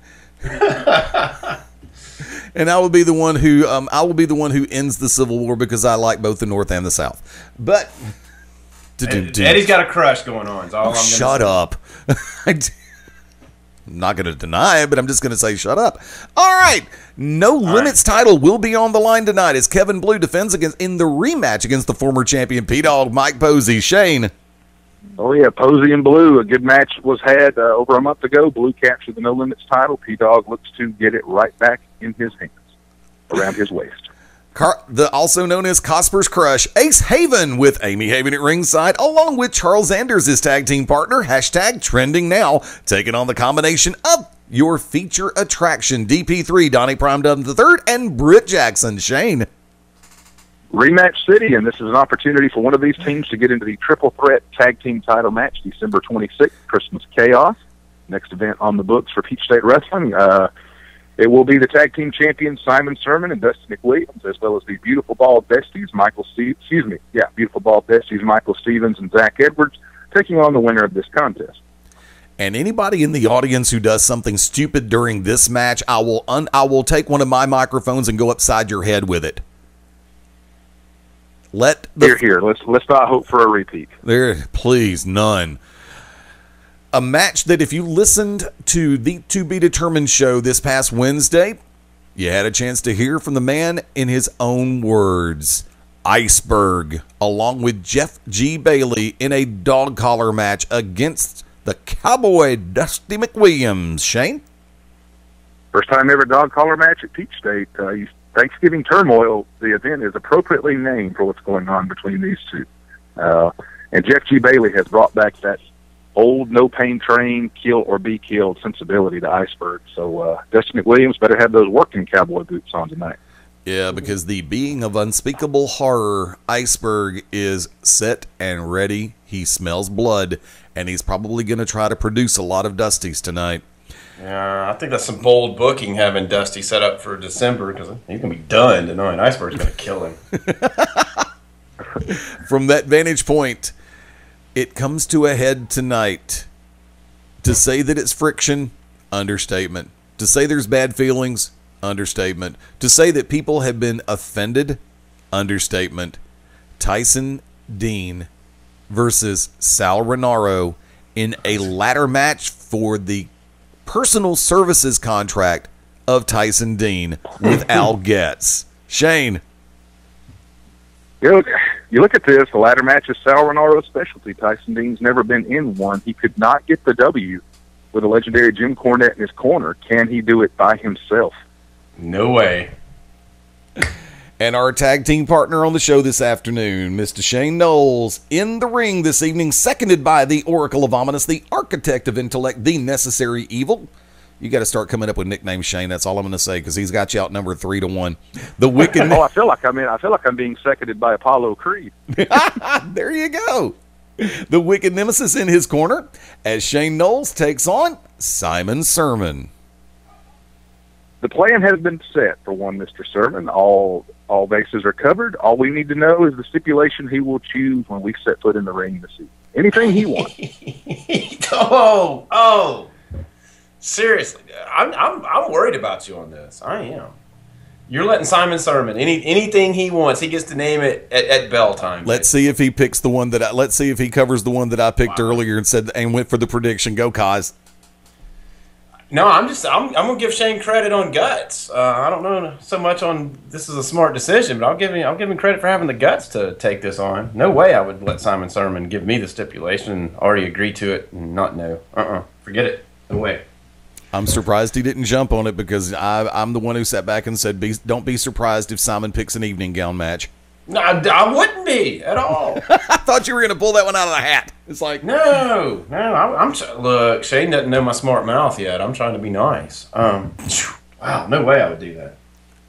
And in the main event this evening, no championships on the line, but it will have title implications, because Tommy Too Much, with America in his corner, takes on the... Sorry, I love Tommy Too Much. He's awesome. There you go. Takes on the crown jewel of professional wrestling, Jimmy Rave. Shane?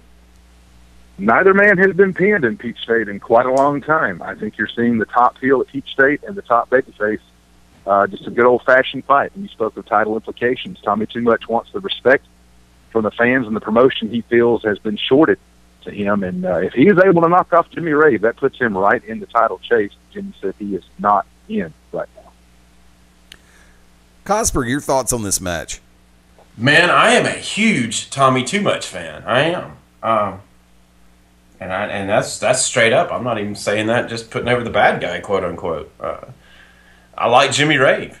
Jimmy's a nice guy, tremendously talented. I'm going with Tommy.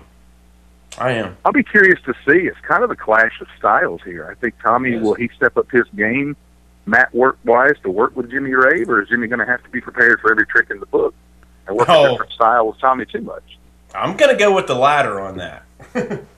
Definitely need to be prepared for every dirty trick in the book.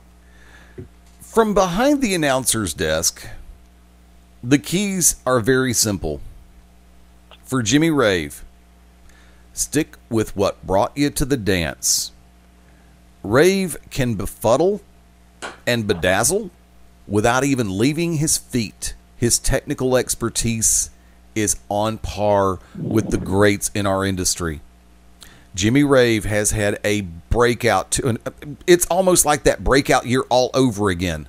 Because 2015, wherever you go and you see Jimmy Rave in action, you know you are going, and he hates it when I say this, you're going to see a match of the night, match of the week, match of the month, match of the year candidate because he is that strong in the ring. He is. He hates it. I always put Jimmy Rave over like this when Arn Anderson gave his exit promo on Monday Nitro. He said, anytime you bought a ticket to see me wrestle, no matter where it was or how big the crowd was, you knew you were going to get the very best that I had to give each and every single night. And I feel that way about Jimmy Rave. And I like exactly right. And I like Arn's book too. For Tommy Too Much, the keys are simple. Very simple. Keep Rave off balance. If you let Jimmy Rave get his traction, you're going to be hard pressed to take him out of his game. But never sell Tommy too much short. And he's got an ace in the hole. That's what I was getting to right there. Go for it. He has an ace in the hole that paid dividends in his recent match against AJ Steele.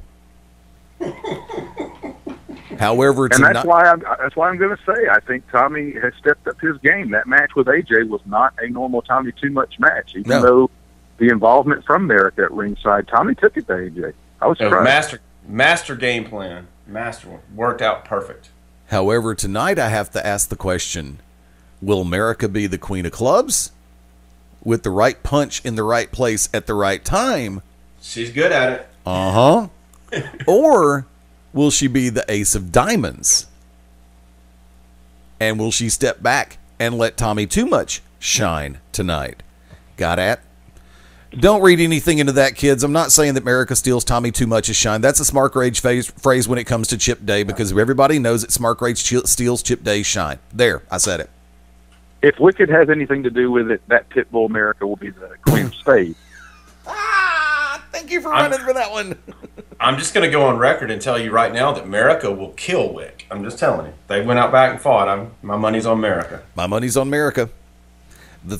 And by the way, you missed it. It's three-legged Pitbull. That's what Wick calls her. And she's listening this morning, by the way. Hi there, how you doing? Good to see you. Glad to meet you. Did I mention I'm moving to Alaska right now? But, no, seriously, folks, never mind. Sorry. Never mind. Thinking out loud. My bad. Yeah, I'm moving up to go stalk Sarah Palin. But she'll be doing another cover for Running Magazine. I want to see her in yoga pants. But tonight, you heard it. Doors open at 7. Bell time 8 p.m. Shane, tickets available at the door, and how much are they? $10 across the board. Front row is sold out. Plenty of good general admission seating still left. There's not a bad seat in that venue. Not at all. Very close and intimate, whether you're in the bleachers, the second row, or the front row. You're close to the action. Now, also, I'm going to ask my favorite question. When are you going to be back to the fairgrounds? No plans on the books right now for that, but certainly something we don't rule out. Possibly Battle Bowl in March could move back to that location. Okay. And I know, because I'm just wondering if the dimensions for the floor in the Central Elementary School would cover War Games, because I know you went 2 rings on that one once, and I just wonder how much that would affect. Yeah, we did do 2 rings back June the 20th, and actually fit very well. Of course, anytime you do 2 rings, to me, the layout is more expanded seats as far as ringside. But definitely on 2 sides. Definitely. But for our friends around the southeastern U.S., definitely hit the road tonight. Check it out. Carrollton, Georgia, Peach State Wrestling Alliance. Also, I want to say a very special hello, and I was going to save this one also for shameless plugs, and I know we're 13 before the top of the hour, and there's a lot of ground to cover. But I also want to sit back and say for our friends in Central Georgia as well, Pro Wrestling lives in Atlanta, Georgia, and it's back on Sunday, tomorrow, the 29th, as Atlanta Wrestling Entertainment. Follow the White Rabbit, too. At the Legacy at the Quad, or the Quad at the Legacy. It's interchangeable. Here's the address, 714 Spring Street. Bell time, 4 o'clock p.m. They should be starting just after the Falcons win tomorrow. So if you're checking the Falcons game, get the hell out of the Georgia Dome and come on over. Atlanta Wrestling Entertainment. Great stars coming in for this show. Definitely check it out. Josh Wheeler came on Back to Basics this past Tuesday night in hour number 1 of the marathon show. That for those who have the podcast feeds both on all the way across the board, yes, this past Tuesday was broken up into 2 episodes, just like it was into YouTube as well. So definitely check out both episodes. I appreciate, and by the way, for the record, I cannot do that much as far as I can do the analytics over on the Stitcher and Spreaker and iHeart side, but on the Podomatic side, there are over 10,000 podcasts, and actually there's actively 20,000 podcasts over on Podomatic. There are actually 10,000 in sports, and the last time I looked, which was 2 days ago, thank you to everybody who has been visiting and downloading for the Beyond Ringside branded products over there, because the Beyond Ringside podcast on Podomatic has reached number 39 in category. Thank you for putting us in that, and I hate to use this phrase, top 1%, but thank you so much. Greatly appreciated. Still available on iTunes as well. You can catch it through there. The numbers help, and we appreciate it. Coming back around the horn, you never did answer the question. Does it make it gay? Does it make Kaz gay for Ace Haven since he has a crush on Charlotte? Enjoy the show tonight, Shane. I will say no, because Kaz is such a big Flair fan. I mean, how can you not like his offspring? Looks be damned. There you go. I feel better because I've been struggling with this all week. I feel better now. The struggle is real. It is. The trouble is real. Lord. The struggle is still real to me, damn it. That'd be a good, I'm going to get that one before Dave Wills catches on. It's still real to me, damn it. That's awesome. I'm just happy, even though it's been a couple of years, I was actually impressed that he got the Tosh.0 web redemption after that. Mm-hmm. Let's see, one other thing. Go ahead. I was going to say, I had a sports question for both of you. I don't know how big of a NBA fan Kaz is, but this is something I got to thinking about last night. The Golden State Warriors, reigning NBA champions, got their 17th win to start the season, 17-0 last night over the Phoenix Suns. The Philadelphia 76ers, who unfortunately are still in the NBA, they've been a junior varsity circuit for the last 3 years. They are 0-17. My question is, what happens first? Golden State loses a game, or Philadelphia manages to scrape around and win one? Kaz? Change the channel and watch hockey. I'm not an NBA guy. I can't give you an intelligent answer. The laws of logic would indicate that the 76ers would actually mess up and win before the Golden State Warriors mess up and lose. And I was looking at their schedule yesterday. I don't recall what all I had where and what all they have where for as a more pertinent factor. But the Golden State has just been incredible. And for pure basketball fans, enjoy this while it lasts. I mean, I'm a Hawks fan. I'm a Laker fan. But I appreciate so much what Golden State has managed to put together. I think this is the best start for any team in NBA history, if my notes are correct. Mm-hmm. That's correct. And enjoy it. This is history that you're seeing. And don't look at it the fact that the rest of the league just can't match up to the Warriors right now. Look at it as the fact that for this moment in time, and there's that phrase, for this moment in time, you are seeing everything fall into the right place at the right time in the right venue for the Golden State Warriors. I think it's just incredible. I couldn't believe last night they scored an NBA high 44 points in the first quarter and went 15 of 20 from three-point range. That would be a hell of a game. That was the first half. Yeah. they still seem to be peaking. There's no championship hangover, no sophomore slump for the Warriors. Yeah, no sophomore jinx. I'm really amazed at that. And like I said, the season is still young.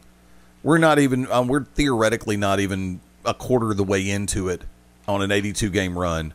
But I was going to say, we're not at Christmas Day yet, where a lot of people first tune in to the NBA. Yeah, I know. But I think, and I'm hoping that people are tuning in to catch this, because it's rare when you get a chance to see a genuine. I mean, you watch this, and there's a part of you that sits back and goes, how far can this go?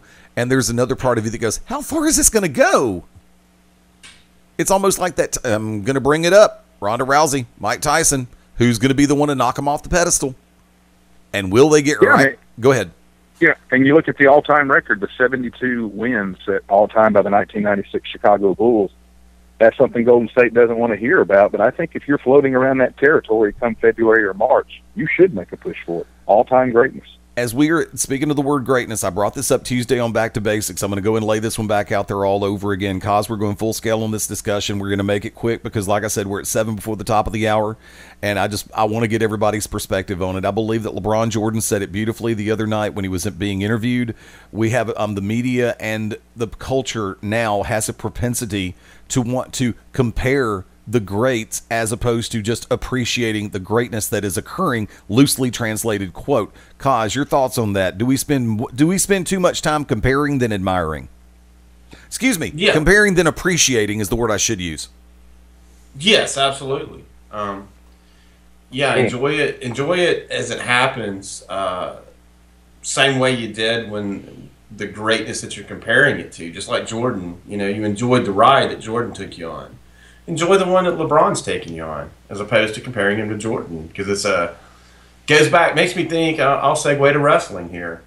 Makes me think back to a Saturday night's main event and it was kind of billed as the match that time took away from us. We didn't get the match we really wanted. Hulk Hogan versus Harley Race. Right. Remember that was the night Race's career came to an end, actually. But Harley Race in his day would have destroyed Hogan, but when they finally hooked up, Hogan was in his prime and Race was at the end, and obviously Hogan took the win. So, spend too much time comparing. Yes, enjoy it. Enjoy the ride that you're on.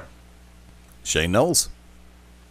I think my thoughts are documented Tuesday night. I'm right there with you. I appreciate the moment instead of looking in the past. Everybody wants to go ahead and put the numbers game into play.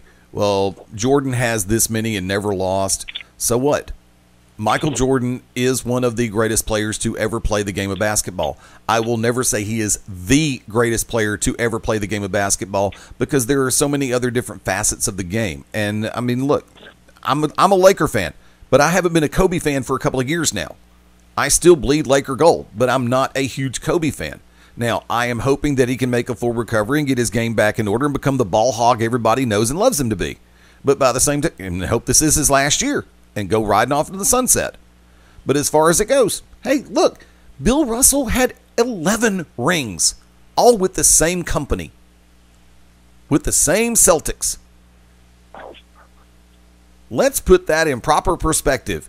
Jordan has 6, Russell has 11. Sam Jones has 10 with the Celtics.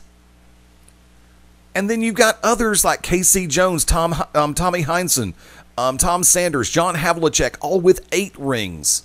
Robert Ory. All Hall of Famers. Yeah. Robert Ory has 7. Roll Tide. You knew I'd get that one in there. But, okay. Joe Montana has 4, never lost a Super Bowl. Tom Brady has 4, went to 6, lost 2. Peyton Manning's been to 2, lost 1, has 1 ring. Eli beat the freaking Patriots twice. What are the odds of that? That Eli Manning and the New York Football Giants beat the same Tom Brady-led New England Patriots. Both you bring it up about LeBron, everybody compared him to Jordan. He's not Kobe yet, in my opinion. Kobe has the killer instinct. LeBron does not. He has 5 rings. He hasn't reached that level yet. Exactly. So, I mean, we enjoy the moment, appreciate the moment, reflect, compare if you want to. Like I said, my favorite player of all time is Magic Johnson. Always has been, always will be. So, what? Nothing. One of the most selfless players to ever play the game. The man would rather have a double-figure assist than double-figure scoring half the time. If people don't bring that up, he made 9 NBA Finals, won 5 of them.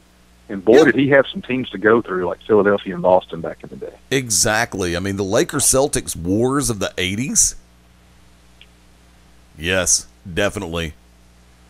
But by the same token, you know, like, to keep the world in perspective, spend less time comparing and spend more time figuring out how to up your game.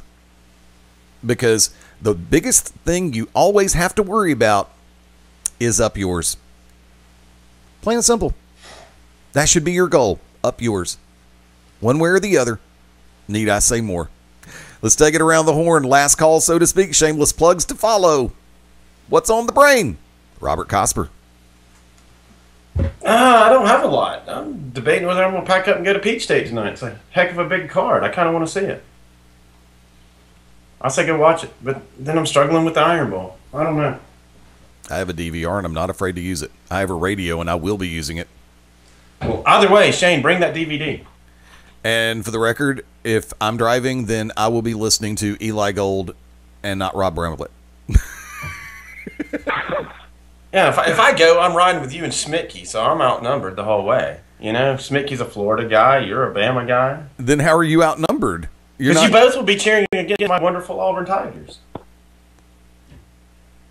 I don't know. Smitky may be on board to cheer for Auburn today. Never mind. Yeah, I know. You got to think about that for a minute. Yeah, you got to think about that one. Shane Knowles, final thoughts? Last call. Well, getting ready for tonight's Thanksgiving turmoil, what more can be said about this event? One of the 4 signature events for Peach State Wrestling Alliance take place tonight. If you're tired of Black Friday shopping, sitting around watching college football games on days they shouldn't be aired, want to get out of the house, you've dealt with some relatives, take out some of that frustration and cheer your favorites, boo your least favorites tonight. You know, you heard me make a reference a minute ago as far as it goes with, and I'm using that for my last call, comparisons versus appreciation, because we find reasons when we compare, if we compare in an honest and humble sense of nature, you manage to keep that one vital word in play, and it's called respect. Because those who have gone before us and have played the game, and by played the game, it can be baseball, football, basketball, it can be pro wrestling, mixed martial arts, boxing. There's a lot of tradition laid out there, and it's called tradition because of one simple word, respect. And you have to be able to respect those who came before us and those who did it before us. You know, whether it be as a DJ, I respect the work that was done by people like Rick Dees, Casey Kasem, Dick Clark. As an announcer, I respect the work of Keith Jackson, Brent Musburger, Gordon Soley. I'm old enough to remember when they were in their prime before I ever even tried to dream about hitting mine, which I still don't think I have. Still to make too many rookie mistakes, but you know something, I'm okay with that. Today is the here and now, but it's not the be all end all. We managed to arrive at this point in time through the hard work of those who came before us. And that's something that should never be idly dismissed. Am I saying dwell in the past? Hell no. I'm saying respect it. Whether you like it or not, you have to respect it. Because it's how we got here to begin with. May not always be the right road, but it's the road that was taken. And where you go from here on your road is completely and totally up to you. And the reason why I say respect the past, because if you don't respect the past and understand the past, you're doomed to repeat the mistakes that were made as you approach the future. And that is my side of the coin. Robert Cosper, shameless plugs. I don't have any. There's no more cause and effect. So we were fired. So I don't have any. I'm going to kick you in the head. Tune in. Go to Peach State tonight. But I do want to say one thing to Shane. I think the stipulation should be if Simon Sermon wins, Shane needs to take him out for a nice dinner. That should be the stipulation. Define nice. That's up to Simon. It's his deal there. I think I would be safer in a restaurant than you would be taking him through a drive-through. That is a great point. Just be careful if Simon asks for a cherry on top. Again, it's his ball game. Well, it's a bad choice of words, wasn't it? Yeah, it was. You got to keep that line. I'd be of very confused if you ordered a milkshake from Steak and Shake with both cherries and nuts. There's no way I would go. I'm not touching that. That can go too many directions. Cosper, you brought that line of comedy up, and you should have left it in the locker room and not let it get into the end zone. Don't shake the steak, is all I'm saying, man. Shane Knowles, shameless plugs. Oh, what more can be said? As always, I think this applies. Get out of the house. You know, you seem like you certainly want to. Everyone who's listening, get out and do something. You've been on the couch for the last 48 hours, probably. You've been running those Wi-Fi cameras in my house? Jeez, I've been watching TV for a day or so. There you go. I mean, I've got the DVR as well. The Iron Bowl will be taped, and I will come home and watch the massacre later this evening. Funny. Shameless plugs. How can everybody track?